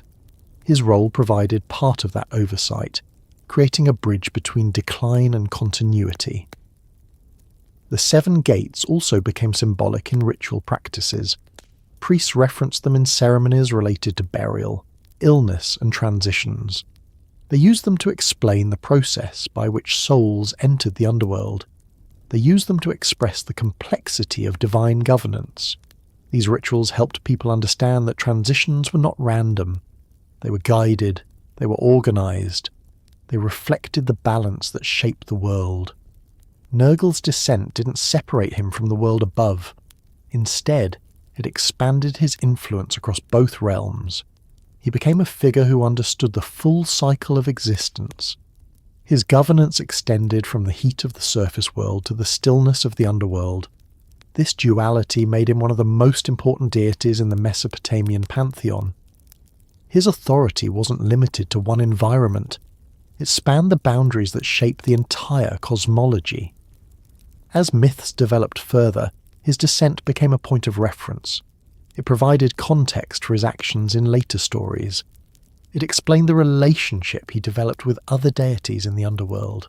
It grounded his authority in a process that reflected respect and acceptance rather than force. This narrative shaped how ancient societies understood divine roles. It reflected their belief that even the most powerful forces needed to follow structure. The 7 gates remained a central symbol for understanding transitions. Each one marked a stage in the journey from the world of movement to the world of stillness. Nergal's passage through them established the pathway that souls would follow. It demonstrated that no transition existed without guidance. It showed that the boundary between life and the underworld was not a cliff, but a series of steps shaped by divine oversight. As we continue moving through his story, this descent shapes everything that follows. It anchors his future actions. It explains the authority he wields. It reveals why he became a figure who held significance across regions, across generations, and across every aspect of existence connected to decline, transformation, and the realm that lay beyond the world of the living.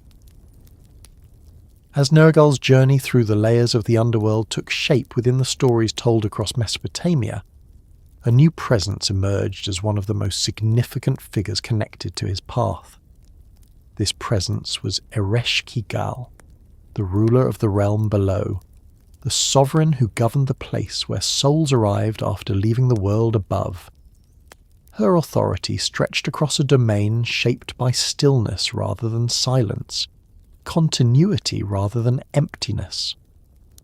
The myths surrounding her form a crucial part of understanding how Nergal's identity shifted from a force of destruction and decline into a presence that shared rulership over the underworld. Before Nergal entered the deeper layers of the realm beneath the desert, Ereshkigal existed as one of the most ancient and enduring figures in Mesopotamian belief. Her domain wasn't created as an echo of the surface world. It existed as its own environment with rules shaped by its own logic. While the surface world depended on the sun, the rivers, and the cycles of agriculture, the underworld functioned through a different set of principles. It was not a place of suffering or consequence. It was a place that contained all those who had crossed the threshold. Ereshkigal governed this continuity with a form of authority that reflected the weight of ages. In early stories, she is depicted as a figure who held her position without reliance on conflict or struggle. Her right to rule wasn't obtained through force. It existed as an inherent part of the structure of the cosmos.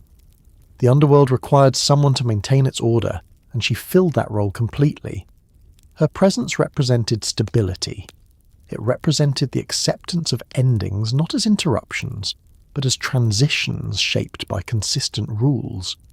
These beliefs created a foundation that allowed later myths involving Nergal to grow with depth and complexity. Understanding Ereshkigal requires moving beyond the idea of the underworld as a place of fear.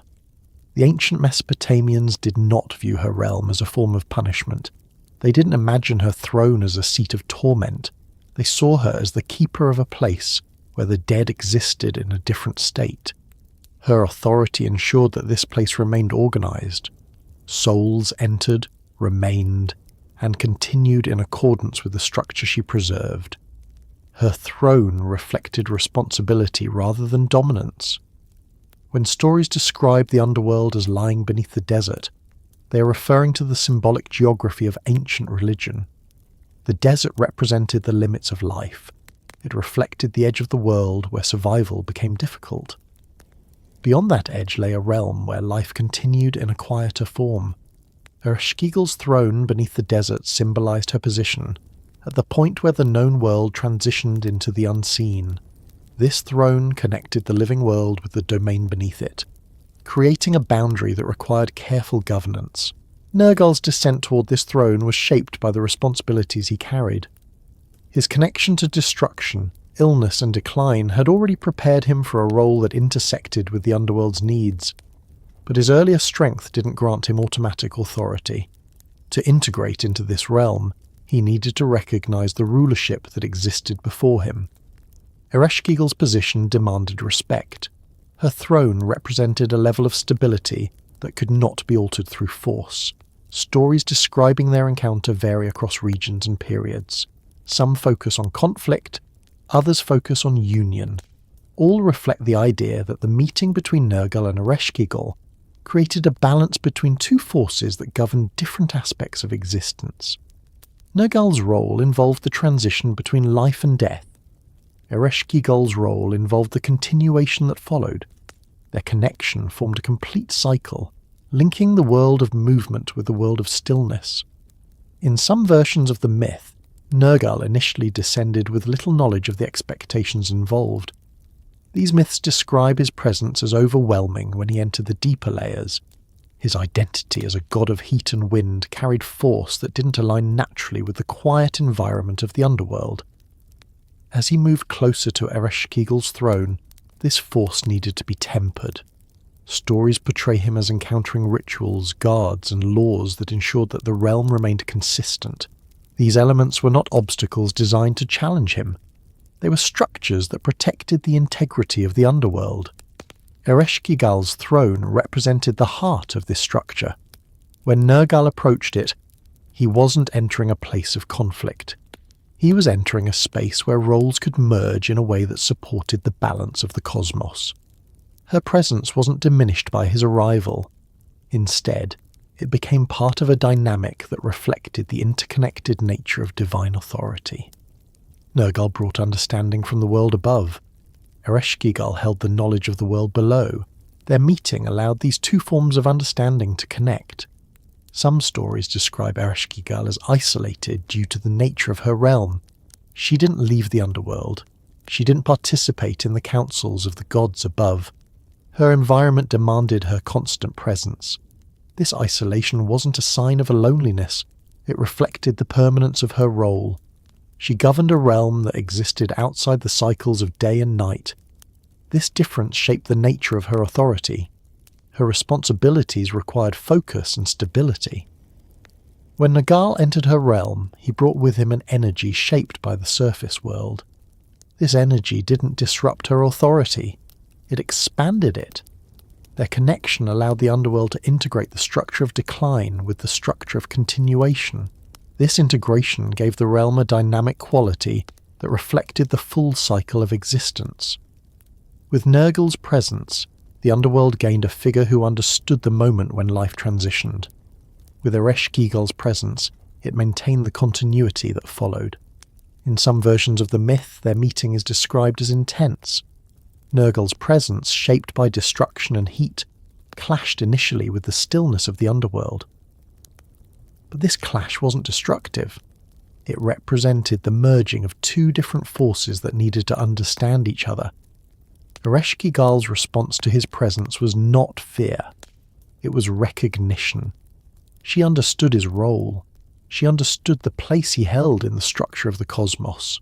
She recognized that his descent was not an act of defiance, but an act of necessity. Through their connection, Nergal gained a new form of authority. He became not just a force of decline, but a participant in the governance of the realm beneath. This role didn't replace Ereshkigal's. It complemented it. Ancient stories emphasize that rulership of the underworld was shared, not taken. The throne beneath the desert didn't change hands. It expanded its influence through the bond created between these two deities. This connection between Nergal and Ereshkigal shaped the understanding of divine roles in Mesopotamian culture. It showed that authority in the realm of the dead wasn't based on domination. It was based on cooperation. It required balance between the forces that governed the transitions of existence. Nergal brought the understanding of decline. Ereshkigal maintained the continuity that followed. Their roles aligned in a way that allowed the underworld to function with stability. In visual depictions and symbolic interpretations, Ereshkigal's throne reflects the structure of the underworld itself. It is described as solid, grounded, and connected to the layers that extend below. The throne represents permanence. It embodies the idea that death is not a chaotic force, but a consistent part of the universe. This stability is what allowed the underworld to operate as a realm governed by rules rather than by fear. Nergal's presence beside this throne demonstrates how his identity expanded beyond his earlier associations. He didn't abandon his connection to heat, wind, or destruction. Instead, these elements became part of the authority he needed to fulfill his responsibilities below. His destructive force transformed in the underworld. It became a tool for maintaining boundaries. It ensured that transitions occurred in an orderly manner. It supported the role that Ereshkigal had long upheld. The merging of their roles also shaped rituals performed in the living world. Communities recognized that both deities contributed to the function of the underworld. Rituals honoring Ereshkigal focused on continuity. Rituals honoring Nergal focused on transitions. Together, these rituals created a complete understanding of death. They helped people approach the end of life with a sense of order. They respected the balance that both deities maintained. As myths continued to develop, the connection between Nergal and Ereshkigal became one of the central elements of Mesopotamian cosmology. Their bond represented the unity of decline and continuation. It embodied the idea that death was not an interruption, but a structured part of existence. Their roles reflected the understanding that the world depended on forces that interacted in complex ways. No single deity held absolute authority. Each one contributed to a greater balance. Some versions of their story describe them as sharing a throne. Others describe them ruling from separate areas within the underworld. These variations don't contradict each other. They represent different interpretations of the same principle. The underworld required multiple forms of governance. Ereshkigal governed continuity. Nergal governed transition. Their relationship ensured that these responsibilities worked together rather than independently. This partnership shaped the way ancient societies understood loss. When someone died, the transition wasn't viewed as chaotic. It was viewed as a passage overseen by deities who understood the full cycle of existence. Nergal ensured that the transition occurred at the appropriate moment. Ereshkigal ensured that what followed was maintained with structure. This understanding didn't lessen the emotional impact of loss, but it provided a framework that allowed communities to process it with greater clarity. The idea of the throne beneath the desert also symbolized the connection between the natural world and the unseen. The desert represented the outer edge of survival. Beyond that edge lay a domain where physical needs no longer applied. The throne symbolized the point where the world of life ended and the world of stillness began. This symbolism helped people understand the geography of existence in spiritual terms. It gave them a reference point for concepts that reached beyond the physical world. As Nergal's identity continued to evolve, the influence of Ereshkigal shaped his later actions. His role in the underworld became inseparable from her presence. Their connection reinforced the idea that divine authority operated through relationships rather than isolation. Deities worked together to maintain cosmic balance. This collaboration shaped every aspect of existence, from the movement of the sun to the stillness of the underworld. The throne beneath the desert remained the central symbol of this relationship. It represented the foundation from which both deities exercised their authority. Its significance extended into rituals, myths, and cultural interpretations. People understood that the throne did not belong to one deity alone. It represented the unity of their roles. It reflected the structure that shaped the cycle of life and death. As the story of Nergal continues to unfold, his connection to Ereshkigal becomes a defining part of his identity. Their shared authority over the underworld becomes the foundation for the responsibilities he fulfills in later myths. And through this connection, the ancient understanding of existence becomes clearer, revealing how the forces that governed the world above and the world below work together to maintain balance across every part of the cosmos. As Nergal's presence grew stronger across the beliefs of Mesopotamia, his identity continued expanding into domains that shaped the fate of entire communities. His connection to the scorching wind, the destructive heat of the sun, the force behind illness, and the governance of the underworld formed the foundation of a role that touched almost every part of life. But one sphere remained deeply tied to the survival of cities, kingdoms, and entire regions. This sphere was war. It existed as both a human decision and a natural force that reshaped the landscape. As societies grew larger, more complex and more ambitious, war became a defining element of their existence, and Nergal's presence followed closely behind. In the ancient world, war wasn't simply a conflict between groups. It was an event that altered economies, families, environments, and entire systems of belief. It didn't appear unexpectedly. It gathered slowly, driven by disputes over resources, boundaries, or the shifting needs of expanding populations. When war erupted, it demanded explanations that extended beyond human strategy. People saw war as a force influenced by the divine. Nergal's connection to harsh elements and destructive cycles made him a natural presence behind these events. This association wasn't rooted in a belief that Nergal incited conflict.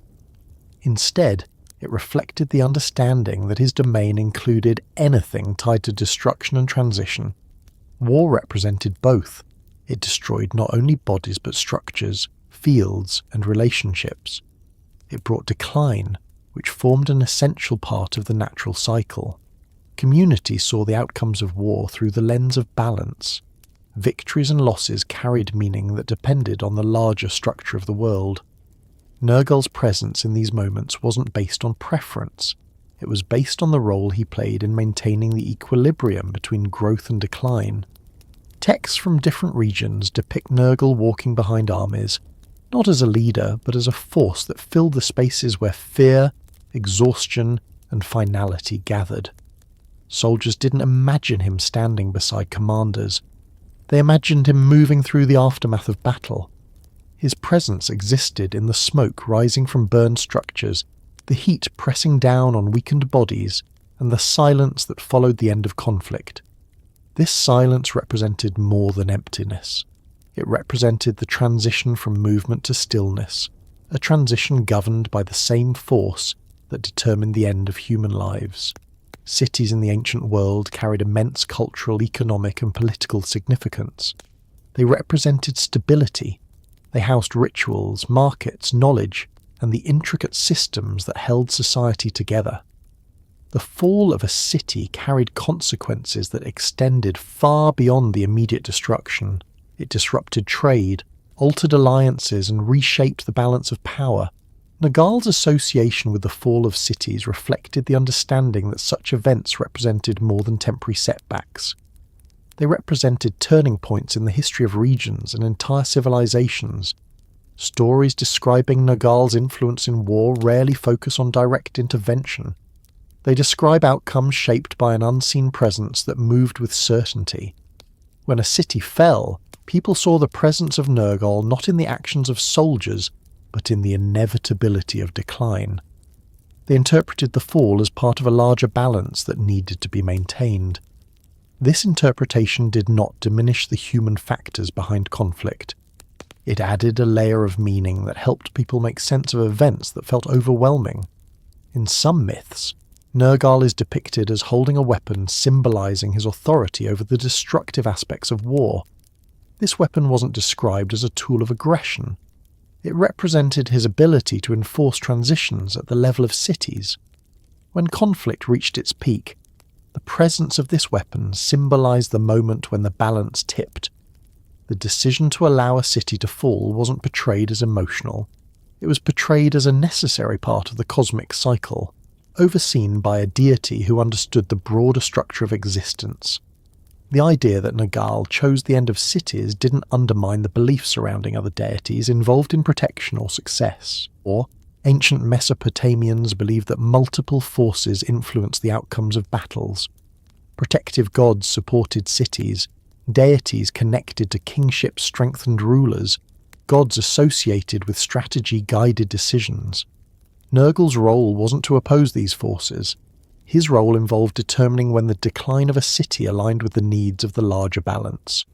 This created a complex interplay between different realms of divine influence. The imagery of Nergal approaching a city wasn't presented as dramatic. Mythic descriptions often portray the moment in quiet terms. A shift in the air, a change in the heat, a silence that settled over the walls before conflict reached its final stage. These descriptions weren't intended to create suspense. They were intended to reflect the perception that the fate of cities unfolded according to unseen forces long before physical battles were decided. Nergal's presence represented the final outcome, not the immediate cause. This perspective shaped how people interpreted the aftermath of war. The destruction of buildings, the collapse of defences, and the loss of life were not seen as senseless devastation. They were seen as signs that the cycle of decline had reached a phase overseen by the god responsible for transitions. People didn't deny the suffering caused by war. They understood it as part of a larger structure shaped by forces beyond human control. This recognition didn't eliminate grief, but it provided a framework for processing loss. The connection between Nergal and the fall of cities also reflected the importance of boundaries in ancient belief. Cities represented order. They represented the centre of culture and identity. Their walls marked the division between civilization and the unpredictable world beyond. When those walls fell, it represented more than the collapse of physical structures. It represented the disruption of boundaries, and Nergal's presence reflected that disruption. His role centered on transitions that moved existence from one state to another. The fall of a city fit naturally within his domain. In some traditions, Nergal is described as arriving at a city through the desert. The desert represented the edge of the known world, a place where life struggled to survive. His presence emerging from this landscape symbolized the arrival of a force that stood outside everyday experience. The desert had long been tied to death, decline, and challenges that tested survival. When Nergal crossed that boundary, it represented a moment when the forces he governed entered the structured world of human civilization.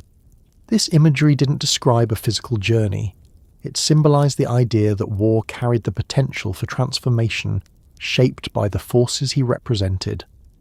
The desert was a symbolic threshold, and Nergal's connection to it aligned with his association with the underworld. His emergence from the desert into the city reflected the movement from one realm into another, reinforcing the idea that all aspects of existence were interconnected. People didn't blame Nergal when their cities fell. They recognized the complexity of divine roles. They believed that the fall of a city occurred because multiple factors aligned, both human and divine. Protective deities might withdraw their support. The rulers might make decisions that disrupted balance. The land might face scarcity that weakened the community. Nergal's presence symbolized the moment when decline became irreversible. His influence reflected the structure of the universe rather than personal intention. The idea that he chose the end of cities was not tied to emotion. It was tied to the understanding that decline was necessary for the world to remain stable. When one city fell, another rose. When one kingdom weakened, another strengthened. This cycle allowed civilizations to evolve. Nergal's presence provided the force that ensured this evolution continued. Without the decline of older structures, new structures couldn't form. His role in these transitions shaped the trajectory of history. In texts describing ancient battles, the presence of destruction is often accompanied by references to heat, smoke, and the silence that followed. These descriptions align with Nergal's attributes. Heat represented exhaustion and decline. Smoke represented the physical remnants of conflict. Silence represented the moment when the living world paused before adjusting to a new balance. These elements became symbolic indicators of his presence, reinforcing his connection to the outcomes of war.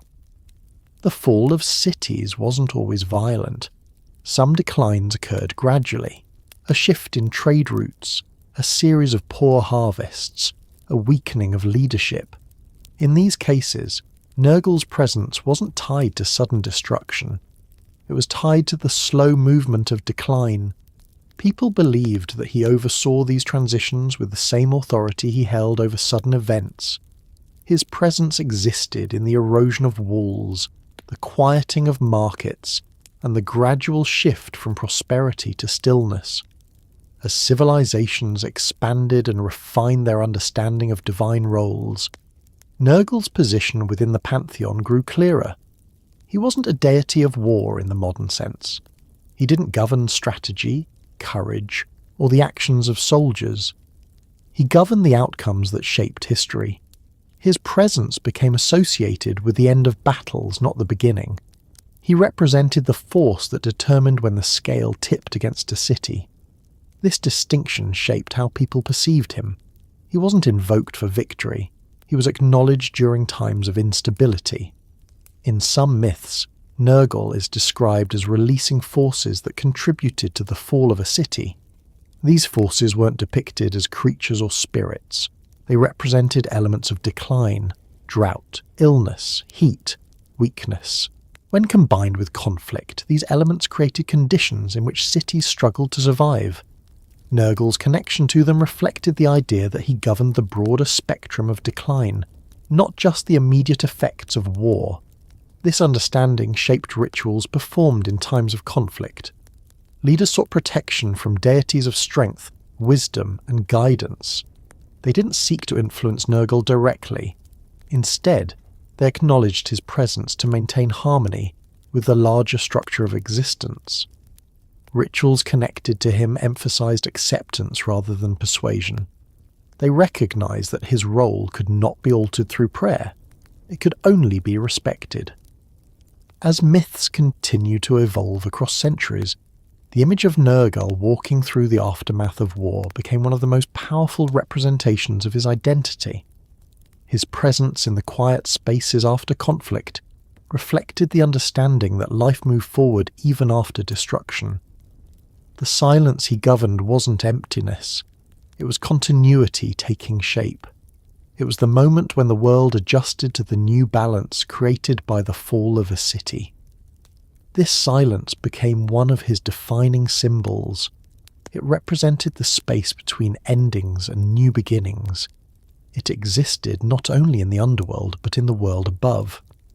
After a battle ended, before survivors rebuilt, before fields were restored, there was a period of stillness.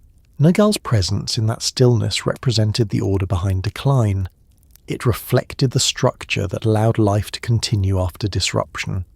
Through this role, Nergal became a figure whose influence shaped the histories of nations.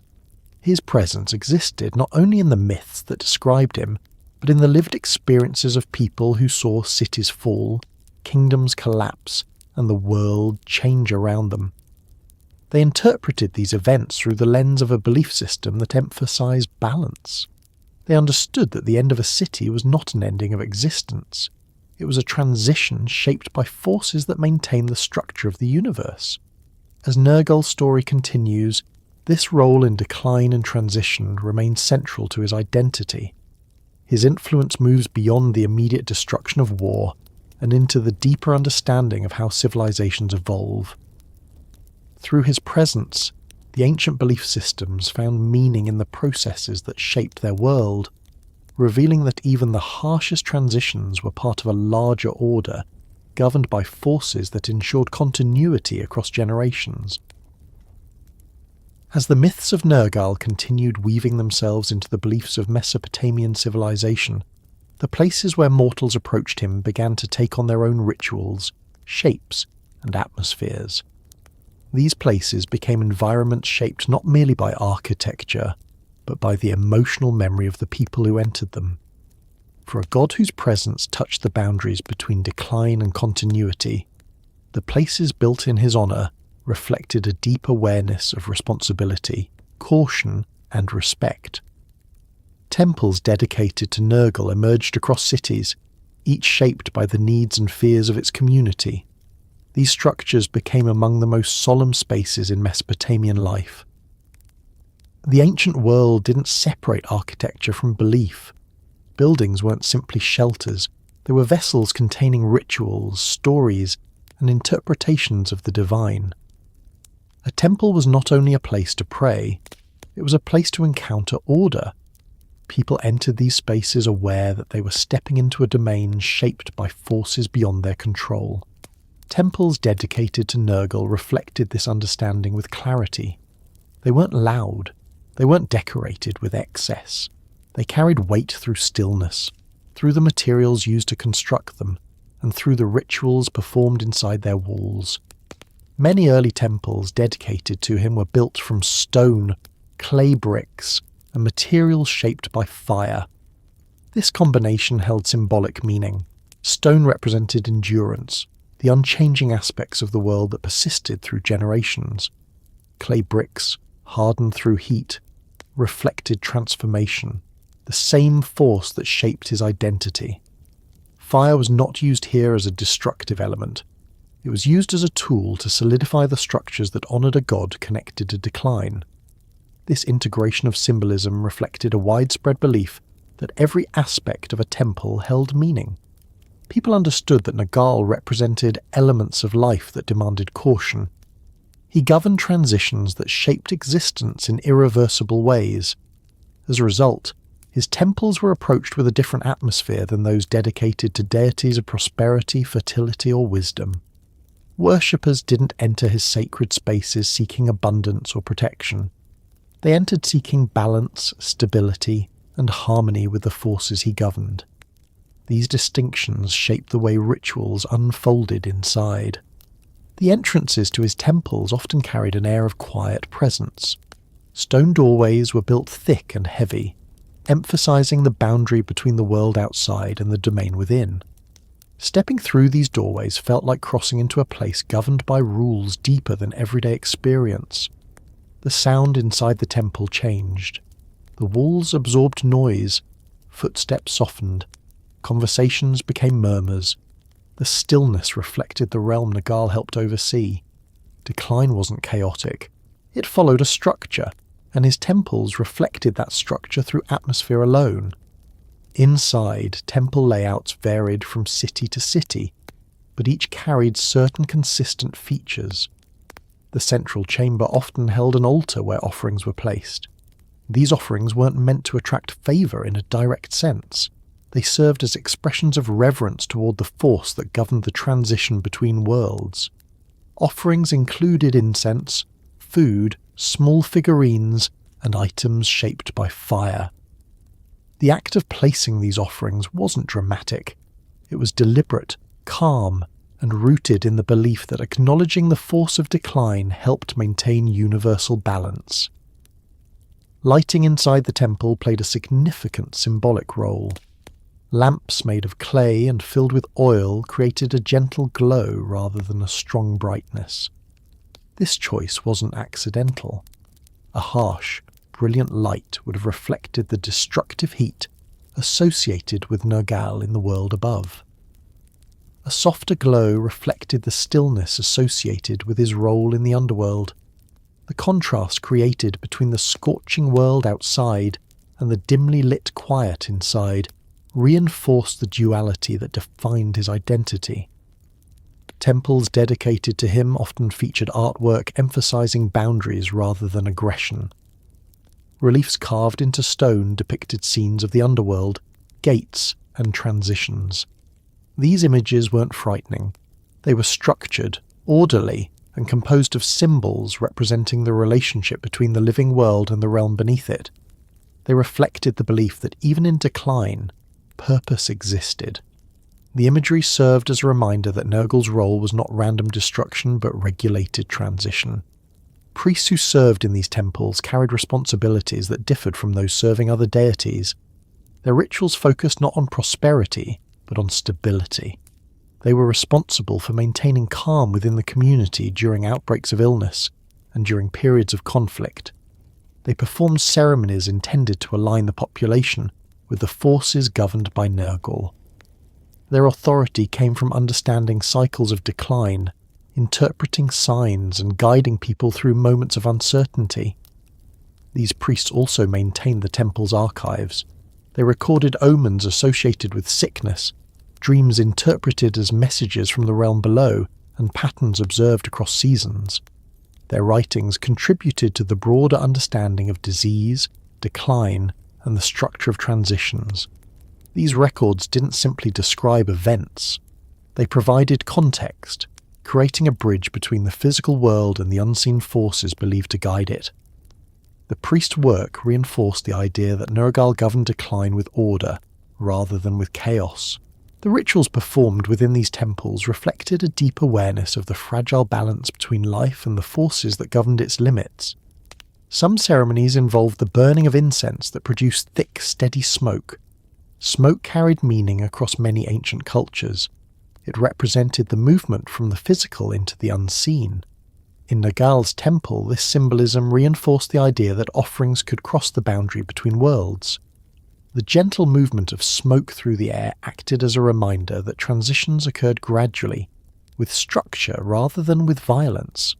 During periods of illness, the temples dedicated to Nergal became sites of community ritual rather than individual prayer.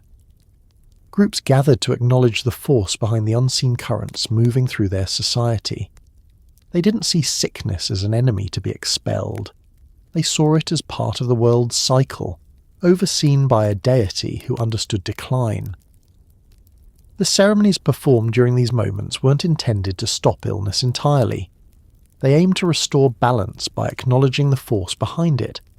This interpretation shaped how people endured epidemics, giving them a sense of stability even when circumstances felt unpredictable.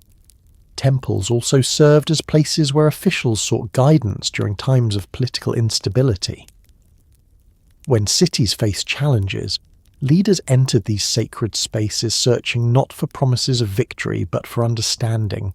They didn't expect the god to directly protect them. They sought clarity in interpreting events within the broader structure of existence. The priests offered counsel rooted in observation, tradition, and the belief that Nergal's domain included more than physical decline. It included the decline of systems, cities, and authority itself. The architecture of these temples often emphasized verticality. Columns rose towards ceilings designed to feel heavy and grounding. This heaviness was symbolic. It reflected the weight of the domain Nergal governed. People entering these spaces felt the gravity of the atmosphere. The experience encouraged reflection. It reminded them that life existed within a broader cycle that required humility, awareness, and respect. In some temples, small chambers existed where priests performed rituals not intended for public participation. These rituals focused on maintaining harmony between the surface world and the realm beneath it. They were quiet, deliberate, and structured, reflecting the nature of the forces they addressed. These private spaces were accessible only to those trained in specific rites. Their existence demonstrates how deeply the ancient world valued the balance between life and death, recognizing that rituals performed for the public differed from those conducted to maintain cosmic order. Temples dedicated to Nergal also held objects used to interpret omens. These included tablets inscribed with texts describing patterns seen in illness, war, and environmental changes. They also included tools used to examine animal organs during sacrificial rituals. The examination of these organs wasn't meant to predict the future in a dramatic sense. It was meant to find clues about the state of balance within the world.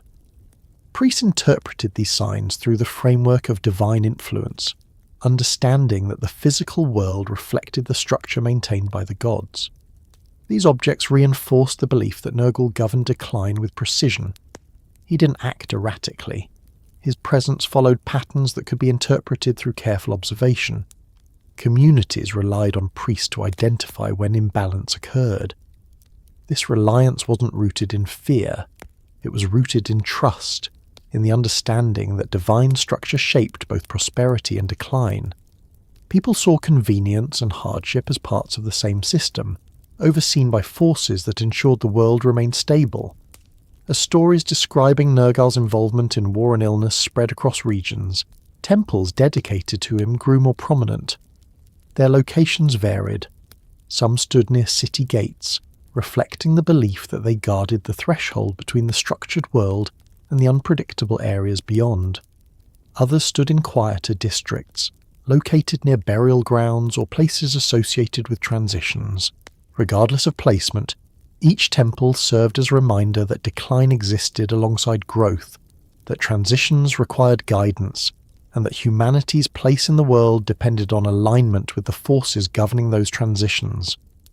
Worshippers approached these temples with care. They didn't shout prayers. They didn't sing loudly. They moved with awareness of the domain they were entering.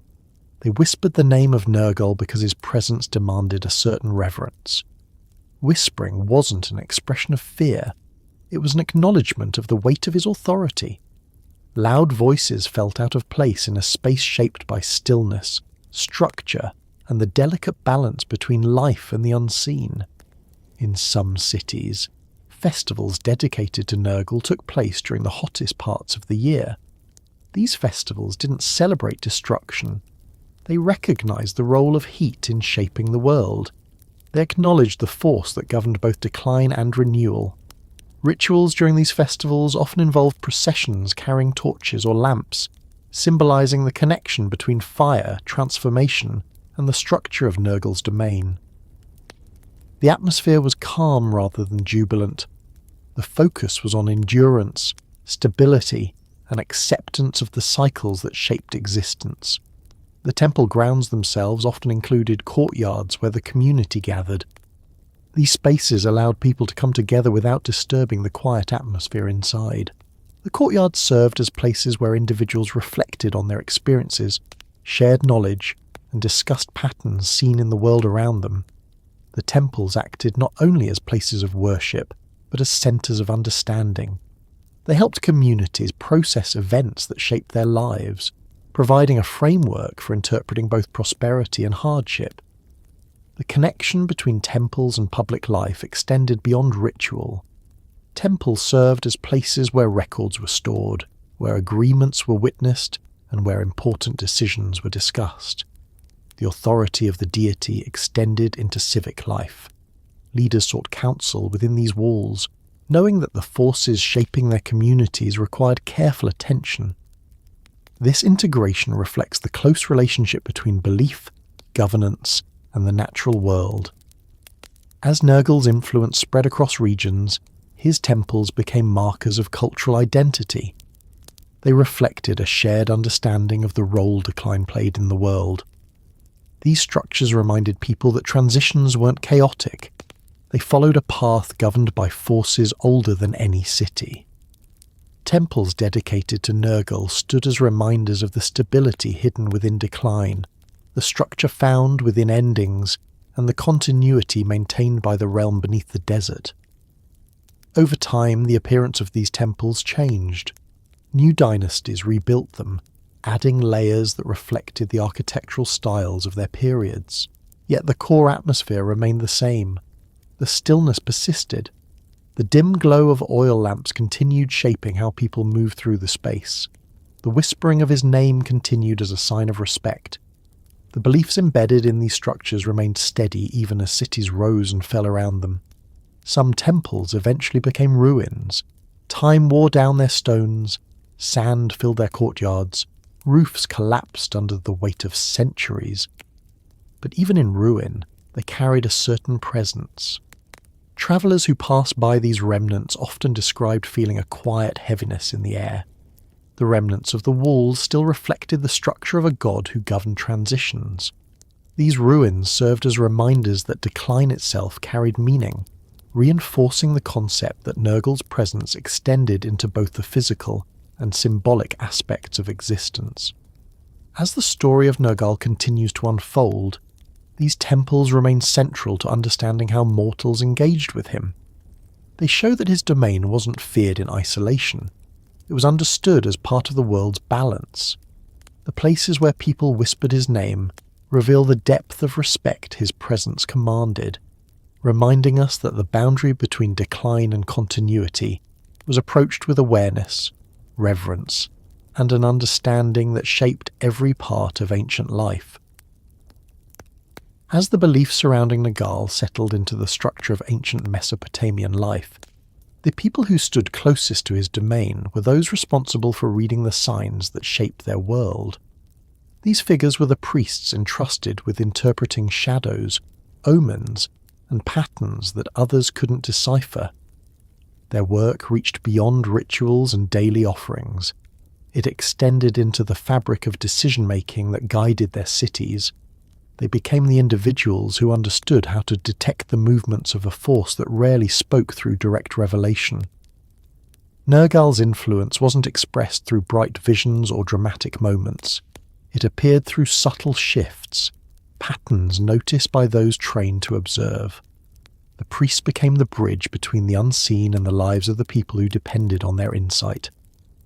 The ancient Mesopotamians believed that the world operated with structure, shaped by forces that governed every aspect of life. Nothing happened without meaning. The winds changed, rivers shifted, illnesses spread, and battles unfolded according to patterns that reflected the balance maintained by the gods.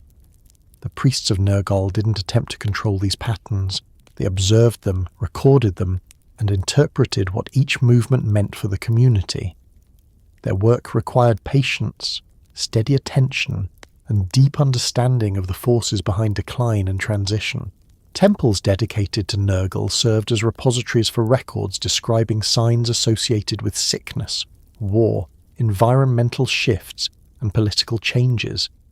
These records weren't simple descriptions. They contained interpretations shaped by centuries of observation. They created a system that allowed future priests to compare current events with older patterns. If the winds changed direction at a certain time of year and illness followed, the priest documented the correlation. If a drought appeared after a particular alignment of stars, they noted the significance. These observations created a network of knowledge that informed their understanding of Nergal's will. Reading omens wasn't a dramatic act.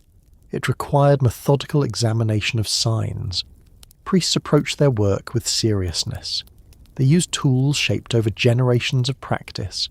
Clay tablets recorded previous observations. Bronze instruments helped measure winds and track weather. Sacrificial rituals offered additional clues. The examination of animal organs provided one of the most detailed methods of interpreting omens. Priests believed that the state of these organs reflected the balance of the world. They looked for discolorations, irregularities, or unexpected shapes. These signs didn't predict the future. They reflected the current condition of the world and the forces influencing it. When priests examined signs connected to Nergal, they looked for evidence of imbalance. They understood that sickness and decline appeared when the world leaned too heavily toward one direction. Their interpretations weren't attempts to place blame. They aimed to understand how to restore equilibrium. When they identified signs associated with the god, they didn't respond with fear. They responded with ritual, acknowledging that the force of decline required recognition to prevent disorder. The priests dedicated to Nergal carried responsibilities that extended far beyond temple grounds. Kings and officials regularly sought their insight. When a city faced uncertainty, leaders turned to these priests to understand the implications of events unfolding around them. The priests didn't provide answers formed from speculation. They relied on their knowledge of patterns. They offered guidance based on the belief that the world followed principles shaped by divine forces. Their interpretations influenced decisions ranging from military strategies to public health rituals. This reliance demonstrated how deeply ancient societies trusted the structure of divine order. People didn't view priests as magicians or arbiters of fate. They saw them as interpreters of the world's design. Their authority came from their ability to recognize signs that others couldn't. They spent their lives studying the movements of the world, understanding that even the smallest shift in shadow held meaning when viewed in the right context. Reading shadows played a significant role in their work. Shadows changed during the day. They stretched differently during certain seasons. The priests observed these changes with precision. Shadows reflected the movement of light, and light reflected the cycles of the world. When something disrupted the expected pattern of shadows, the priests took notice. These disruptions weren't considered accidental.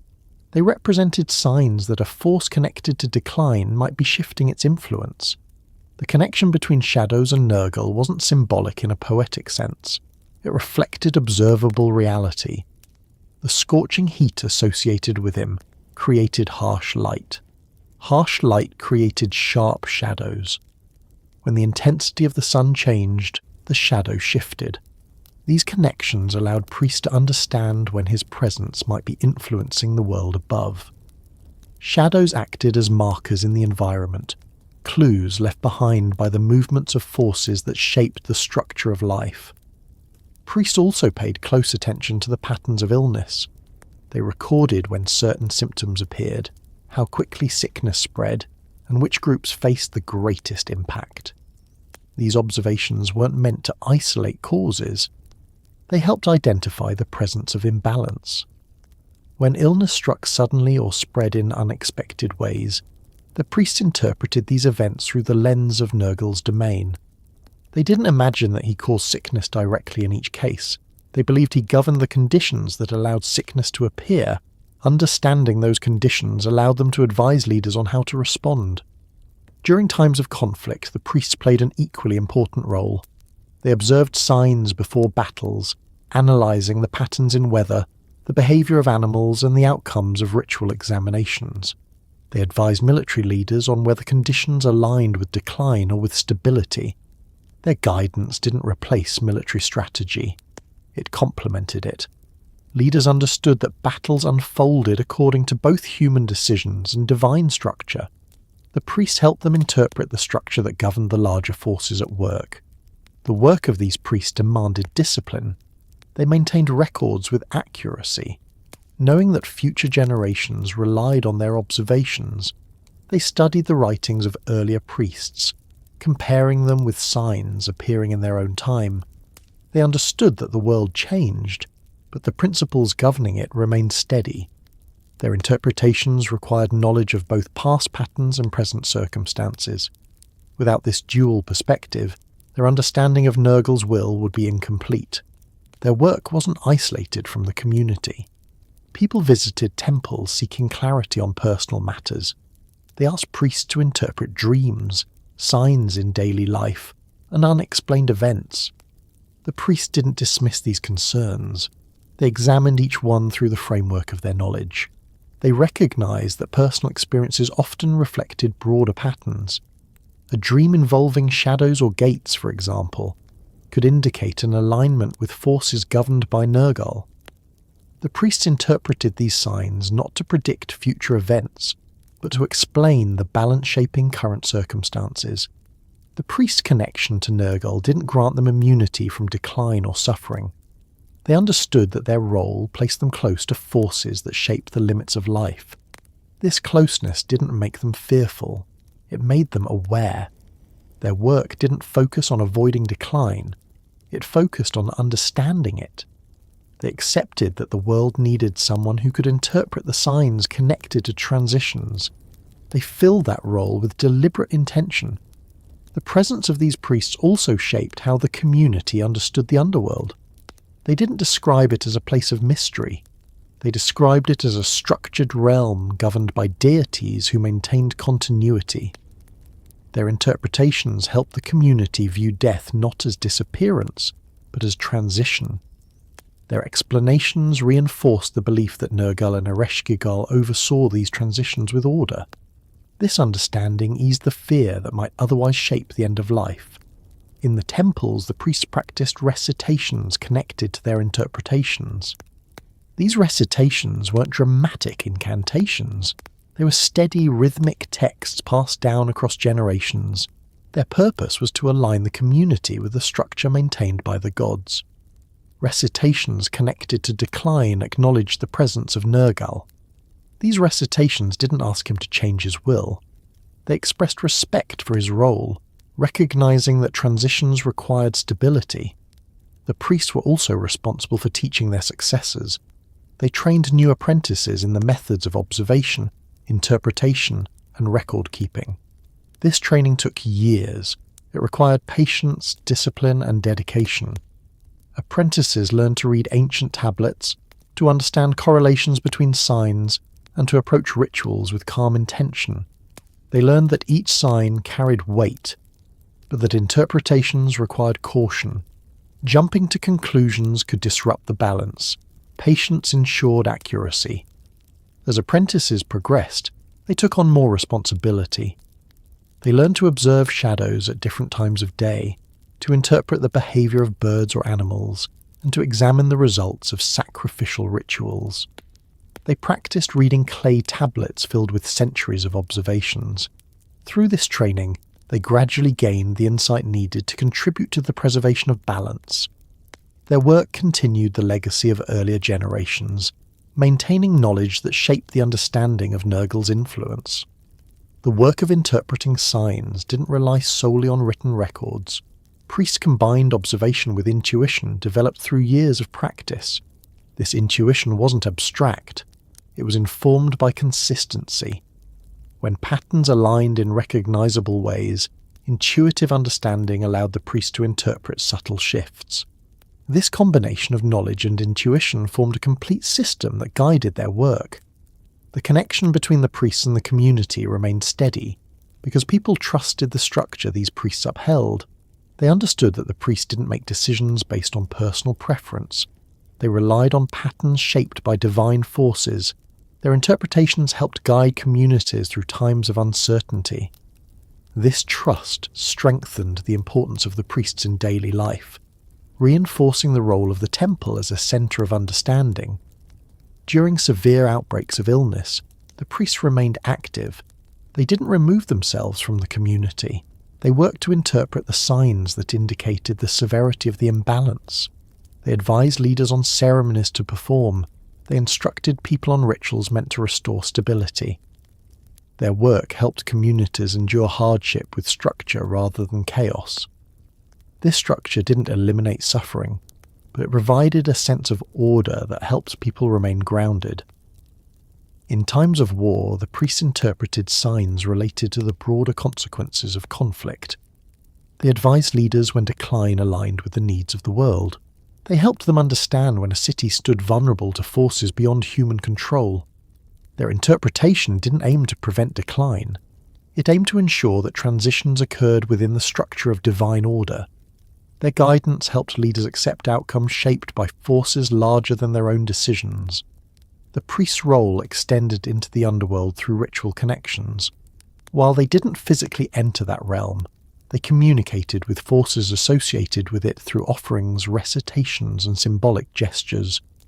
Their work reinforced the belief that both realms remained connected through structure. They recognized that the underworld wasn't distant. It existed as part of the continuum that shaped existence. Their rituals respected that continuum, helping maintain harmony between the living world and the realm, overseen by Nergal and Ereshkigal. Some rituals performed by the priests involved objects believed to carry symbolic connection to the underworld. These objects included figurines shaped from dark stone, vessels filled with certain herbs, and tablets inscribed with texts referencing transitions. These objects weren't magical. They represented the structure governing decline. They helped the priests align their interpretations with the forces they addressed. These rituals added clarity to the signs appearing in the world above.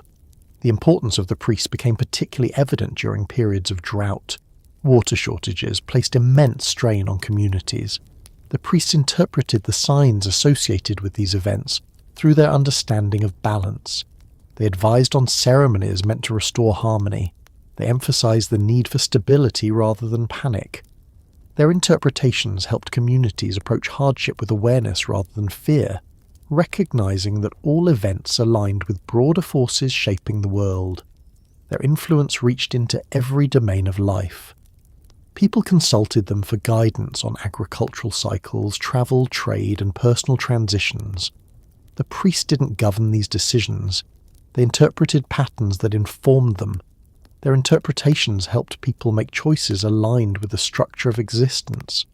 This alignment created stability across generations, reinforcing the value of their work. The priests' understanding of decline shaped how communities approached death. They helped families navigate the transition with rituals that acknowledged the presence of Nergal and Ereshkigal. They performed ceremonies that ensured the boundary between worlds remained intact. These ceremonies didn't promise anything beyond continuity. They acknowledged that the world depended on forces that governed transitions with consistency. Their presence provided comfort rooted not in promises but in understanding.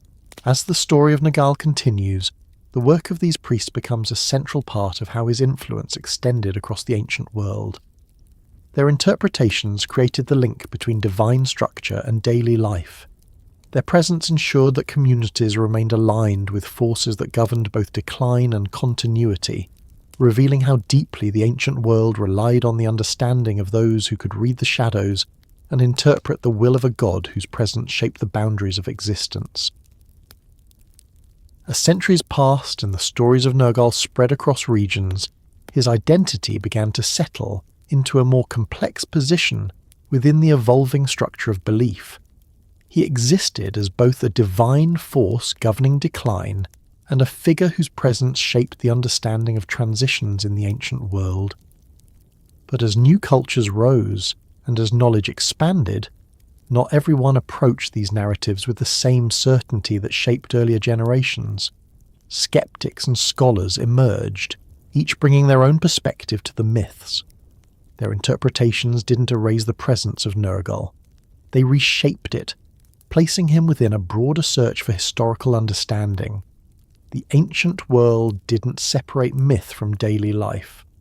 For many people, myth was a framework that made sense of experiences that couldn't be explained through visible forces alone. It created meaning in events shaped by sickness, war, and environmental shifts. But as societies grew more literate and more connected, a new type of curiosity emerged. People began studying old stories with a desire to understand their origins, searching for the roots of divine identities within the world they knew. This shift marked the beginning of an early form of scholarship, long before the concept existed in its modern sense.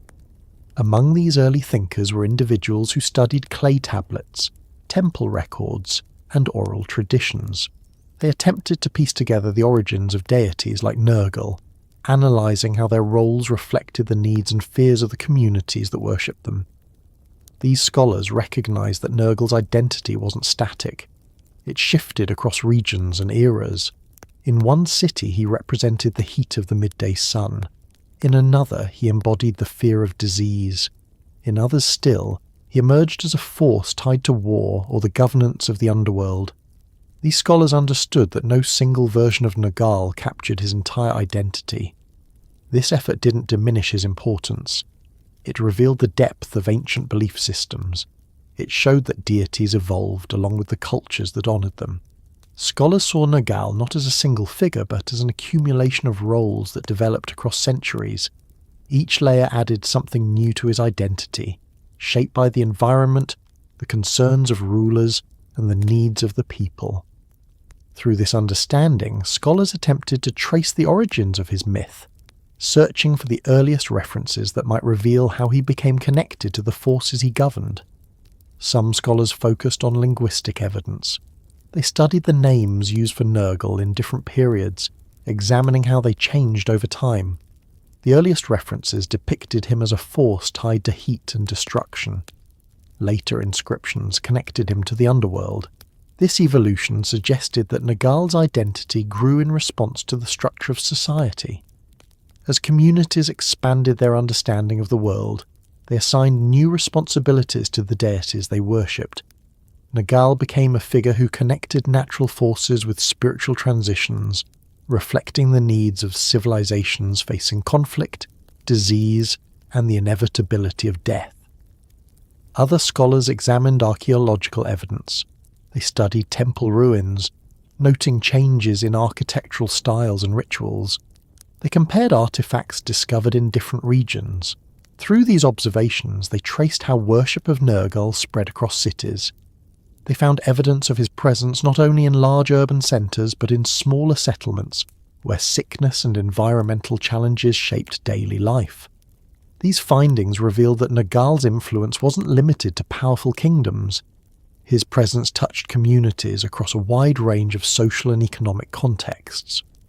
The scholars who pursued these studies didn't see Nergal as a purely symbolic figure. They approached him as a historical presence, shaped by real experiences and events. They recognized that the ancient world relied on deities to explain forces that lacked scientific explanations. Illness spread without warning. Crops failed without apparent cause. War erupted across regions. Without modern knowledge, people interpreted these events through the actions of divine forces. Nergal's presence helped them understand phenomena that shaped the boundaries of their world. As these scholars explored the origins of his identity, skeptics also emerged. They didn't reject the existence of Nergal. They questioned the stories told about him. They viewed myths as explanations rather than literal narratives. Some believed that the attributes assigned to Nergal reflected attempts to personify natural forces. They argued that heat, illness, and war were realities that existed regardless of divine influence. In their view, Nergal represented the attempt to give structure to these forces. His identity helped people process events that felt unpredictable. These skeptics didn't dismiss the value of belief. They recognized that myths offered stability. They provided meaning. They shaped cultural identity. But they argued that the gods themselves emerged from human attempts to explain the world. They saw Nergal as a product of human imagination rather than a literal force governing decline. This interpretation didn't diminish his importance in their eyes. It offered a new way to understand how ancient societies developed their beliefs. The divide between scholars and skeptics didn't create conflict, it created dialogue. The ancient world wasn't composed of rigid divisions between belief and analysis. It contained layers of interpretation that coexisted.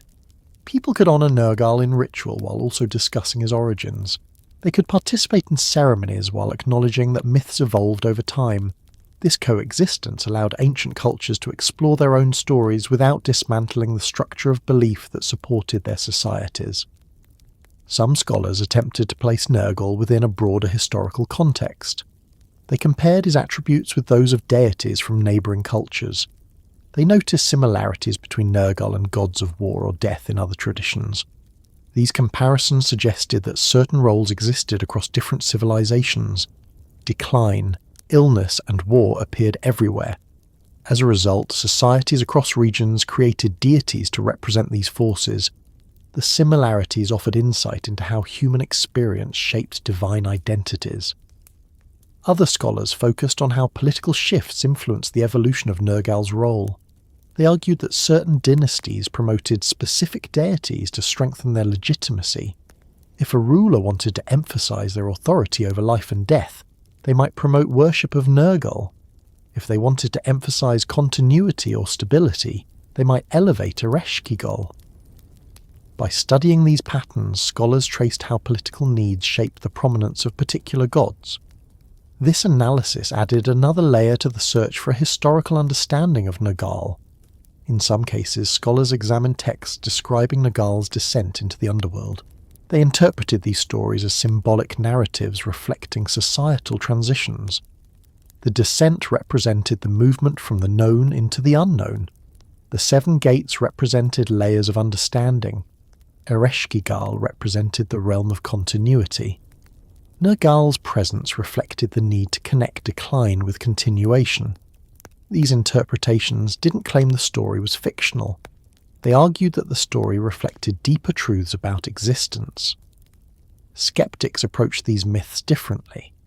They viewed the stories as allegories. They believed that humans created these narratives to explain death in terms of structure. In their view, the underworld represented the continuation of consciousness in symbolic form. Nergal represented the force that allowed humans to understand endings without dissolving into fear. Ereshkigal represented acceptance. The story, in their perspective, had value even if interpreted metaphorically. The search for a historical understanding of Nergal led scholars to examine the earliest depictions of his image. These images revealed a figure associated with symbols of authority, often depicted with weapons or animals representing strength. These symbols indicated his role in governing the forces that shape the boundaries of existence. Scholars noted that his iconography shifted over time. Early images emphasized strength. Later images emphasized authority. This shift reflected the evolution of his identity from a god of destruction to a figure overseeing transitions. As they examined inscriptions, scholars found references to Nergal in legal, administrative, and medical texts. These references showed that his presence extended far beyond ritual. He influenced how people interpreted disease, how they structured memorial practices, and how they approached communal challenges. His influence wasn't limited to temples, it shaped everyday life. In legal texts, Nergal appeared in contexts involving boundaries and transitions. Contracts referenced him when discussing matters involving inheritance, burial, or the transfer of property after death. His presence provided a sense of structure. He symbolized the force governing transitions. Even skeptics recognized the practicality of these references. They understood that invoking Nergal reinforced the stability of agreements. His identity lent weight to legal decisions involving endings and beginnings. Medical texts reference Nergal when describing illnesses believed to originate from forces beyond the physical world. Scholars studying these texts noted that the presence of his name didn't imply direct divine action. It reflected the belief that sickness occurred within a system governed by divine forces. The references helped physicians understand the spiritual context of physical ailments. They didn't replace practical treatment. They provided cultural coherence. As these scholars continued exploring ancient texts, they discovered that Nergal's identity expanded into the broader understanding of environmental patterns. In some inscriptions, droughts and heat waves were attributed to his influence. These references helped communities process the effects of harsh climate conditions. They didn't claim that he caused the heat. They framed the experience within a system of meaning. Skeptics approached these interpretations with caution. They didn't deny the value of using myth to explain environmental patterns, but they maintained that natural events occurred independently of divine forces. They saw these references as reflections of human attempts to create meaning. Their perspective allowed them to analyze myths without diminishing their cultural significance. The examination of Nergal's presence in war also shaped scholarly interpretations. Some scholars argued that his association with the fall of cities reflected historical realities. They pointed to inscriptions describing sieges, invasions, and destruction. These scholars suggested that the stories surrounding Nergal emerged from repeated experiences of war and decline. The narratives didn't invent destruction. They explained it. Nergal became the divine expression of forces that shaped the rise and fall of civilizations. Through these studies, scholars recognized that Nergal served multiple functions across centuries. He embodied forces that societies feared but needed to understand. He represented decline, but decline was not viewed with despair. It was viewed with structure. His presence allowed people to process the reality of endings. He provided a stable framework for interpreting transitions. The search for the historical Nergal continued as scholars examined connections between his role and shifting political landscapes. When dynasties rose, they often reinterpreted the roles of deities to suit their needs. Nergal's influence expanded during periods marked by conflict or widespread illness. His presence contracted during periods marked by prosperity. These shifts didn't reflect inconsistency. They reflected the dynamic nature of belief systems. Scholars understood that deities evolved alongside the societies that worshipped them. Skeptics observed these changes with interest. They saw them as evidence that deities emerged from human needs rather than from forces beyond the world. They argued that Nergal existed because societies required a figure who embodied decline. Without such a figure, the world would feel unbalanced. Skeptics viewed this need as the driving force behind myth creation. Their perspective didn't aim to dismantle belief, it aimed to understand it. The dialogue between scholars and skeptics shaped the evolution of ancient thought. It strengthened understanding of how myths functioned within society. It revealed the depth of the stories surrounding Nergal. These stories weren't fragile, they were adaptable. They supported belief while providing material for analysis. Nergal's identity could withstand scrutiny because it reflected universal experiences. As the ancient world continued growing more complex, new forms of scholarship emerged.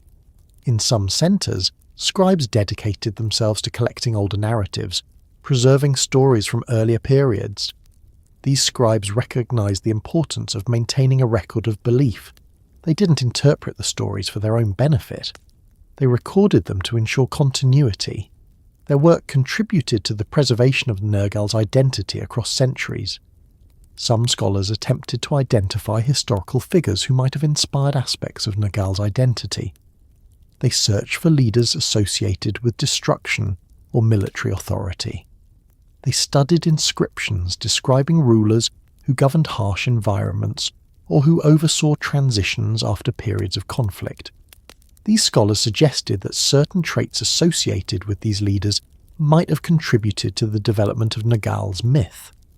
Their interpretations didn't claim that Nergal was once a living person. They argued that myths often drew inspiration from historical realities. Other scholars rejected this approach. They argued that Nergal's identity was too complex to originate from a single figure. They pointed to his association with heat, illness, war, and the underworld. These elements emerged from different aspects of life. They reflected experiences that transcended any single historical event. This perspective emphasized the idea that Nergal represented a universal force rather than a localized figure. As the search for the historical Nergal expanded, scholars from neighboring regions contributed their own interpretations. They compared him with deities from their own traditions, noting similarities and differences. These comparisons provided insight into the cultural exchanges that shaped ancient belief systems. They revealed how ideas travelled across regions, influencing the evolution of deities and rituals. Skeptics observed these connections with interest. They used them to support their argument that myths emerged from shared human experiences. They pointed out that cultures facing similar challenges developed similar deities. These parallels reinforced their belief that divine identities were shaped by environment, conflict, and the search for meaning. The dialogue between skeptics and scholars created an environment where belief and analysis complemented each other. It deepened understanding of Nergal's identity. It revealed how the god evolved across centuries, adapting to the needs of societies that faced decline, conflict, and transition. It demonstrated that myths could be examined without diminishing their cultural importance. As the story of Nergal continues, this search for historical understanding reflects the enduring relevance of his identity. Scholars and skeptics offer different interpretations, but both contribute to the broader picture of how ancient people viewed decline.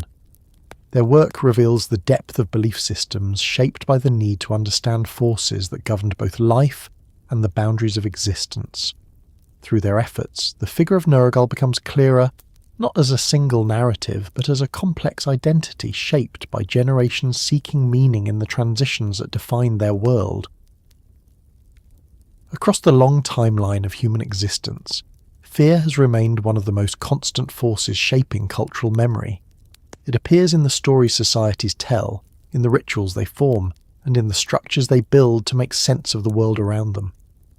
Long before scientific explanations emerged, fear acted as a kind of guide, pointing toward the questions people needed answered, and the forces they believed controlled the boundaries of their lives. Within this landscape, figures like Nergal became essential. He wasn't created simply to personify destruction. He emerged because civilizations needed a presence that could hold their deepest anxieties without collapsing under their weight. His identity absorbed everything people didn't understand about endings, transitions, and the unpredictable forces that shape their survival. Fear in the ancient world wasn't seen as an emotion to be dismissed. It was a signal that something required attention. Illness spread without warning. Armies appeared on the horizon. Crops withered even when the fields had been tended with care. These events demanded explanations. People needed to understand why instability appeared, why patterns broke, and why the world seemed to shift without notice. Myth became the language they used to interpret these disruptions. It offered a structure that helped them recognize that the world wasn't failing. It was functioning according to principles beyond their direct control. Nergal embodied these principles, not as a figure of punishment, but as a presence that maintained order within decline. Civilizations didn't fear Nergal because he represented malice. They feared the forces he governed because they existed outside human influence. Death, illness, and the end of cities weren't punishments. They were transitions. But these transitions were unpredictable, and unpredictability created anxiety. By assigning these events to a divine figure, societies created a framework that helped them endure uncertainty. They could align their rituals, behaviors, and expectations with a force that was consistent even when the world felt unstable. Nergal provided that consistency. His presence created a sense of reliability within decline, allowing people to understand that even the harshest moments followed a structure. Memory played a significant role in shaping how societies perceived him. Stories passed through generations created continuity. Children grew up hearing about moments when illness swept across regions, or when cities fell after years of resisting conflict. These stories didn't focus solely on loss. They focused on the lessons learned, the resilience developed, and the structure that emerged afterward. Nergal's presence in these narratives made decline part of shared memory, not an isolated event. People understood that earlier generations faced similar challenges. This continuity helped them process their own fears, connecting their experiences to a larger narrative. As civilizations expanded, memory became an essential tool for maintaining identity. Different regions faced different threats, but all recognized the importance of understanding decline. Whether a community lived beside rivers prone to flooding, in regions plagued by drought, or in cities caught between competing powers, the same underlying forces shaped their survival. Nergal's presence acted as a unifying concept. His identity explained why decline emerged and how societies could endure it. His role wasn't to comfort. His role was to clarify. By placing decline within the domain of a consistent force, societies reduced the unpredictability of fear. Fear didn't disappear in the presence of belief. It became manageable. Rituals helped people approach decline with structure. Offerings acknowledged the existence of forces beyond their control. Even in times of hardship, the presence of Nergal offered continuity.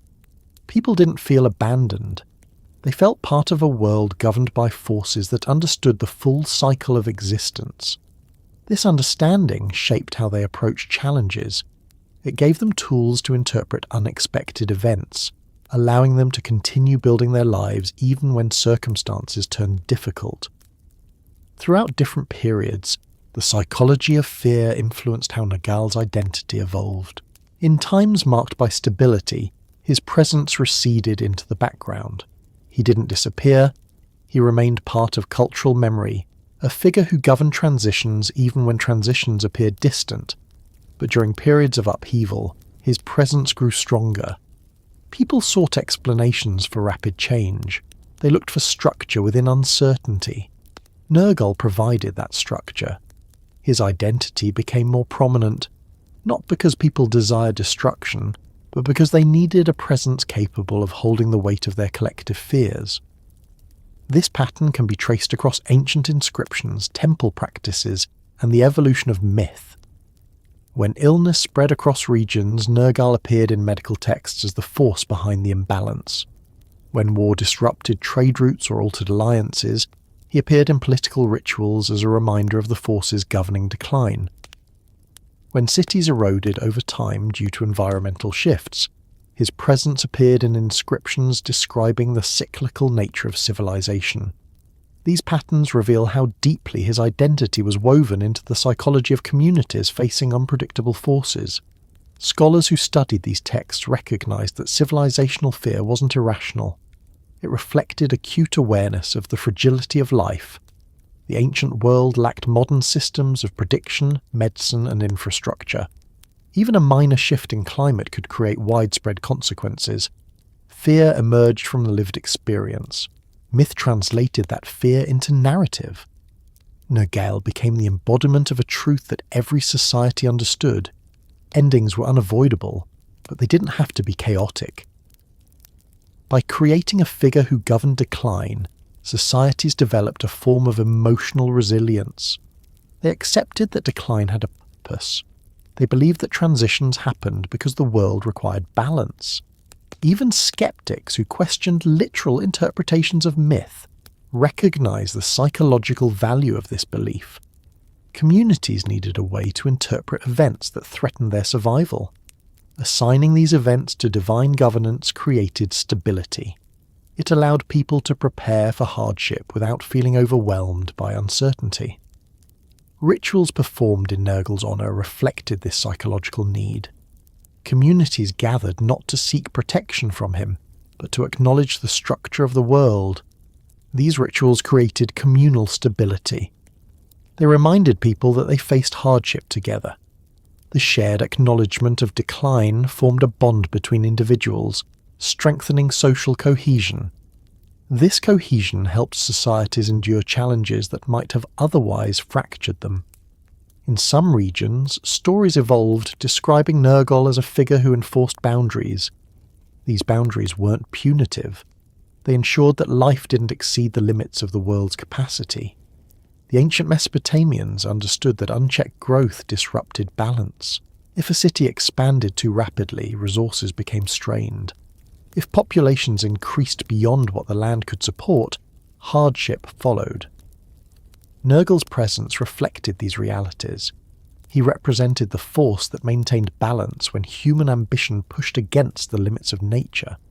This interpretation shaped political decisions. Leaders understood that expansion carried risks. They recognized that success brought new challenges. Some inscriptions describe rulers invoking Nergal when discussing the limits of their power. These references weren't fearful. They demonstrated awareness. Leaders acknowledged that the world operated according to principles they couldn't ignore. By respecting these principles, they maintained stability within their realms. Fear also shaped the imagery connected to Nergal. Artists depicted him with symbols associated with finality, endurance, and the weight of responsibility. These symbols weren't designed to frighten. They were designed to remind people that decline held meaning. By confronting images of decline in controlled environments like temples, people developed the ability to face fear with clarity rather than panic. Artistic representation became another form of psychological preparation, allowing societies to internalize the presence of decline without being consumed by it. memory served as an additional layer of resilience. Stories of earlier decline helped people recognize patterns. They understood that no civilization remained unchanged. They knew that each generation faced its own challenges. These stories didn't encourage despair, they encouraged perspective. Knowing that ancestors endured hardship helped people believe they could endure their own difficulties. Nergal's presence in these memories reinforced the idea that decline was part of the world's structure. It wasn't punishment, it was continuity. This understanding influenced how societies approached legacy. They didn't aim to prevent decline entirely, they aimed to prepare the next generation to navigate it. Rituals, stories, and records served as tools to pass down knowledge. The identity of Nergal remained central to these efforts. His presence connected generations through a shared understanding of the world's structure. This connection formed one of the most enduring aspects of his myth. The psychology of fear also shaped how societies interpreted the relationship between Nergal and other deities. He wasn't seen as an adversary to gods of creation, prosperity, or wisdom. He complemented them. Creation required destruction. Prosperity required decline. Wisdom required understanding of both. The pantheon reflected the balance of forces necessary for existence. Nergal's presence ensured that the world didn't lean too heavily in any one direction. He upheld the limits that allowed life to grow without destabilizing the structure of existence. This interpretation created a broader understanding of balance. It taught societies that the world depended on cooperation between forces. Growth alone couldn't sustain civilization. Decline alone couldn't erase it. Both forces worked together to maintain stability. By integrating Nergal into their understanding of the world, societies developed a framework that supported endurance. The presence of decline made continuity possible. The presence of transition made renewal possible. Fear, when understood through this framework, became a tool rather than a burden. It encouraged caution. It shaped decision-making. It pushed societies to prepare for hardship. It strengthened bonds within communities. It encouraged the preservation of memory. Nergal's identity reflected all of these functions. He became a figure through whom fear became manageable, not diminished, not defeated, managed. As time progressed, the psychological role of Nergal became even more apparent. Empires rose and fell. Trade networks shifted. Climate patterns changed. Across these changes, the presence of a deity who governed decline provided continuity. People didn't cling to his identity out of fear. They clung to it because it helped them understand the reality of existence. Civilizations needed their Nergals, not because they desired destruction, but because they recognized that endings were part of the world's structure.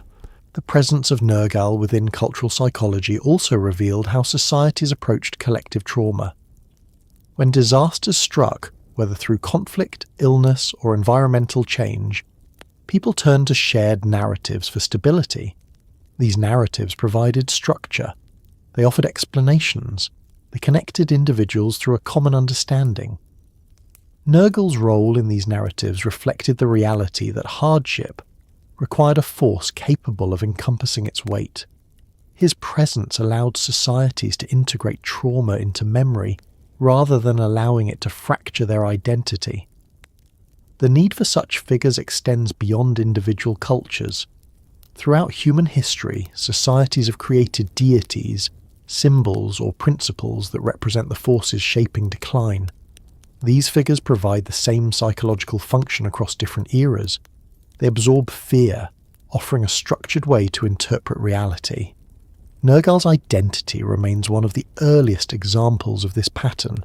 He demonstrates how deeply human psychology is tied to the interpretation of transitions. As his story continues, the importance of understanding his role becomes clearer. He wasn't simply a god of death. He was a presence that held the forces societies feared most. He allowed people to face decline without losing their sense of identity. He provided continuity across generations. He shaped collective memory. He helped civilizations understand that fear could coexist with stability, that endings could coexist with meaning. and that decline could coexist with structure.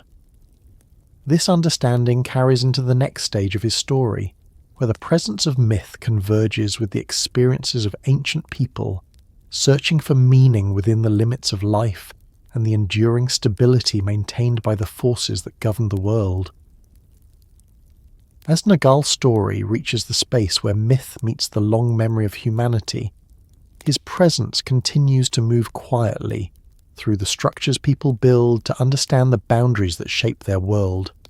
The civilizations that first carved his name into tablets, raised stones in his honor, and whispered his identity in the dim glow of oil lamps have long faded into the dust of time.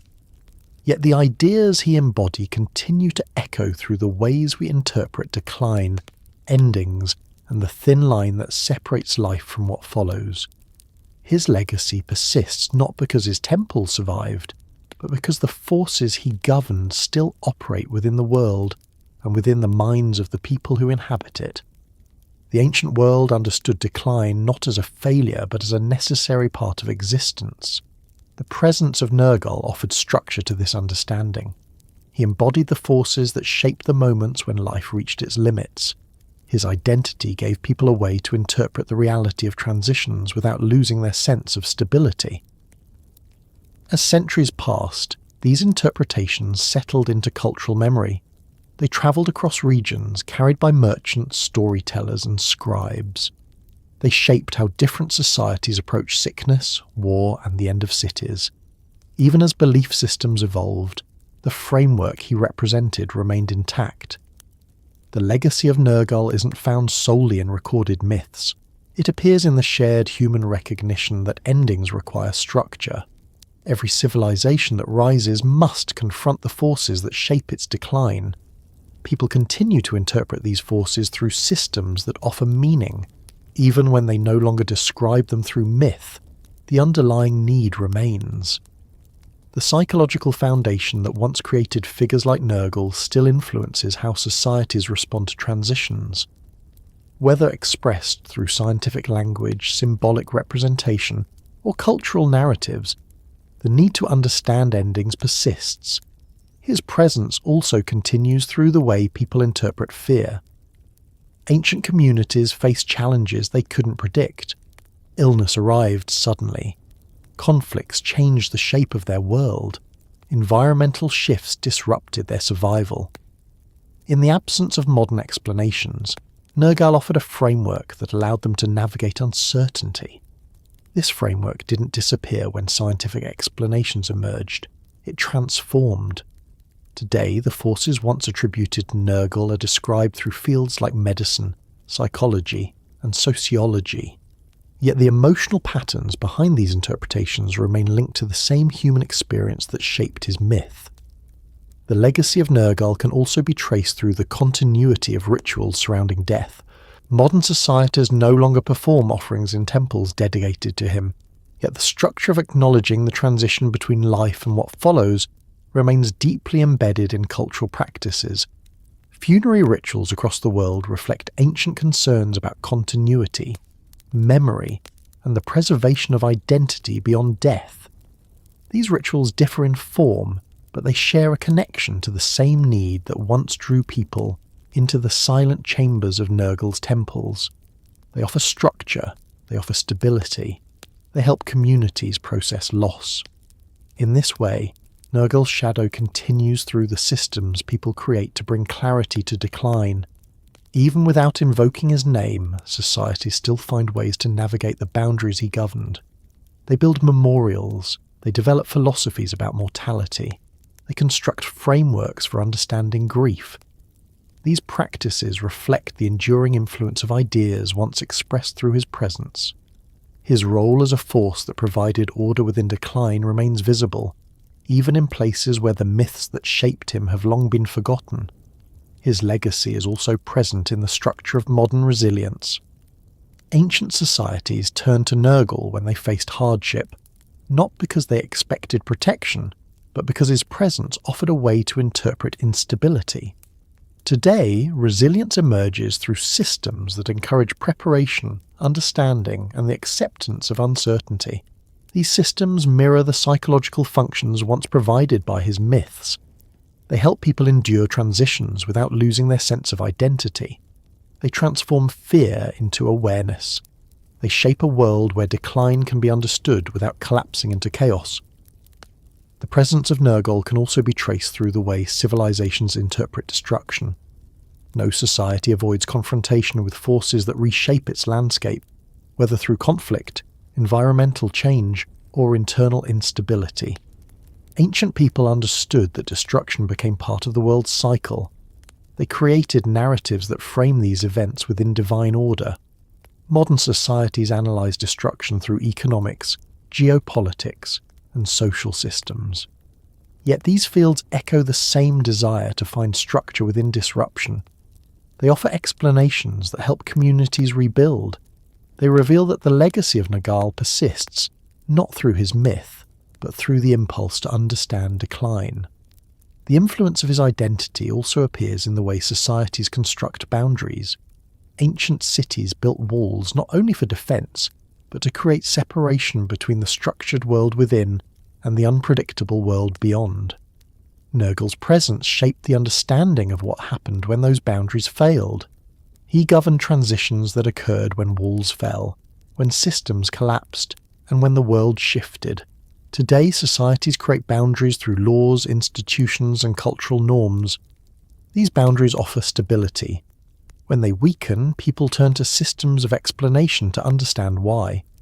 The ancient need to interpret the forces behind these collapses remains.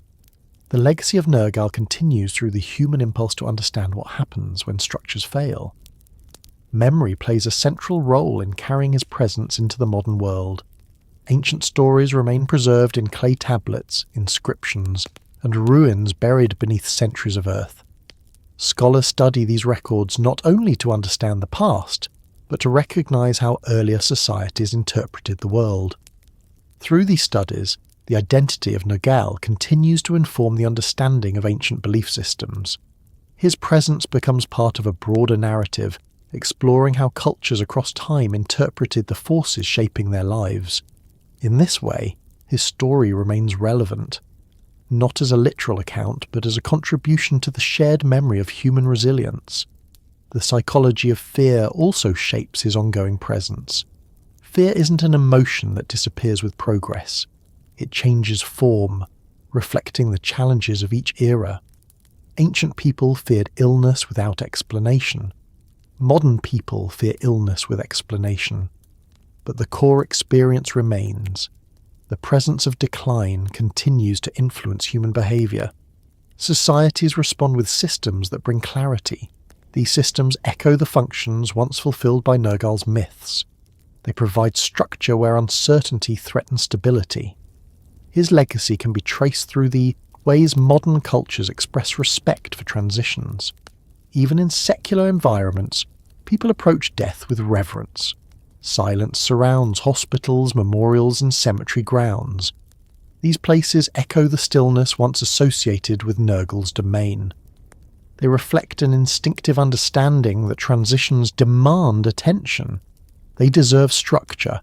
They require spaces that acknowledge the boundary between life and what follows. These instincts connect modern behavior to ancient beliefs, revealing the persistence of patterns shaped by the forces Nergal once governed. The presence of Nergal also lingers in the language used to describe decline. Words associated with destruction, collapse, and endings often carry weight beyond their formal definitions. People describe events as shadows, turning points, or thresholds, echoing the symbolic language once used to describe the underworld. These linguistic patterns reveal how deeply ancient ideas remain embedded in collective consciousness. They show that even when people no longer think of decline in mythic terms, they continue to express it through concepts shaped by ancient interpretations. The influence of Nergal's identity can also be seen in the structure of storytelling. Modern narratives often rely on arcs that mirror the cycles of rise and fall. Characters face decline, endure hardship, and navigate transitions. These elements reflect universal patterns that shaped ancient myths. The presence of a force governing decline appears subtly through these narratives. Even when unnamed, the concept remains. It reflects the same psychological need that once created Nergal. Storytelling continues to serve as a tool for understanding transitions, reinforcing his legacy within cultural memory. In academic study, Nergal's identity persists as an essential figure for understanding ancient Mesopotamian culture. Scholars examine his role not solely as a mythic character, but as a reflection of the values, fears, and structures that shaped early civilization. His presence offers insight into the psychology of communities facing challenges without modern systems of explanation. By studying him, scholars gain a clearer understanding of how ancient people approached the limits of life. They recognize that belief wasn't a substitute for knowledge. It was a system that provided stability. Nergal's identity becomes a window into the broader human relationship with decline. The legacy of Nergal also appears in the modern fascination with mythological figures associated with death, war, and the underworld. These figures continue to capture the human imagination because they reflect universal experiences. People confront endings throughout their lives. They seek stories that provide context. Even when the names change, the roles remain. Nergal's presence emerges in new forms, shaped by the cultural landscapes of different eras. His identity evolves just as it evolved across ancient Mesopotamia. This evolution reveals that the forces he represented remain deeply rooted in human experience. In some ways, his legacy appears stronger now than during the height of his worship. Modern societies revisit ancient myths with curiosity, examining them through psychological, historical, and literary perspectives. Nergal becomes more than a deity. He becomes a symbol of how civilizations interpret decline. His story becomes part of a global conversation about the universality of transitions. The more people study the ancient world, the more they recognize the patterns that connect its stories to their own experiences. This recognition keeps his presence alive. The concept of decline continues to shape modern understanding of history. Societies study past civilizations to understand how they rose, thrived, and eventually fell. These studies mirror the structure once attributed to Nergal. They examine patterns of imbalance, stability, environmental shifts, and internal conflict. They search for explanations behind decline. The language used to describe these processes often echoes the themes present in myths connected to Nergal. Decline remains a central element of historical analysis. Its presence ensures that his identity echoes through academic frameworks even when his name isn't invoked directly. The boundary between life and death remains one of the most significant aspects of human existence. Modern science describes this boundary through biology and medicine. Philosophy explores it through ethics and consciousness. Spiritual traditions interpret it through belief and ritual. Despite these differences, the underlying need remains consistent. People search for meaning in transitions. They seek structure at the edges of life. This need once shaped the identity of Nergal.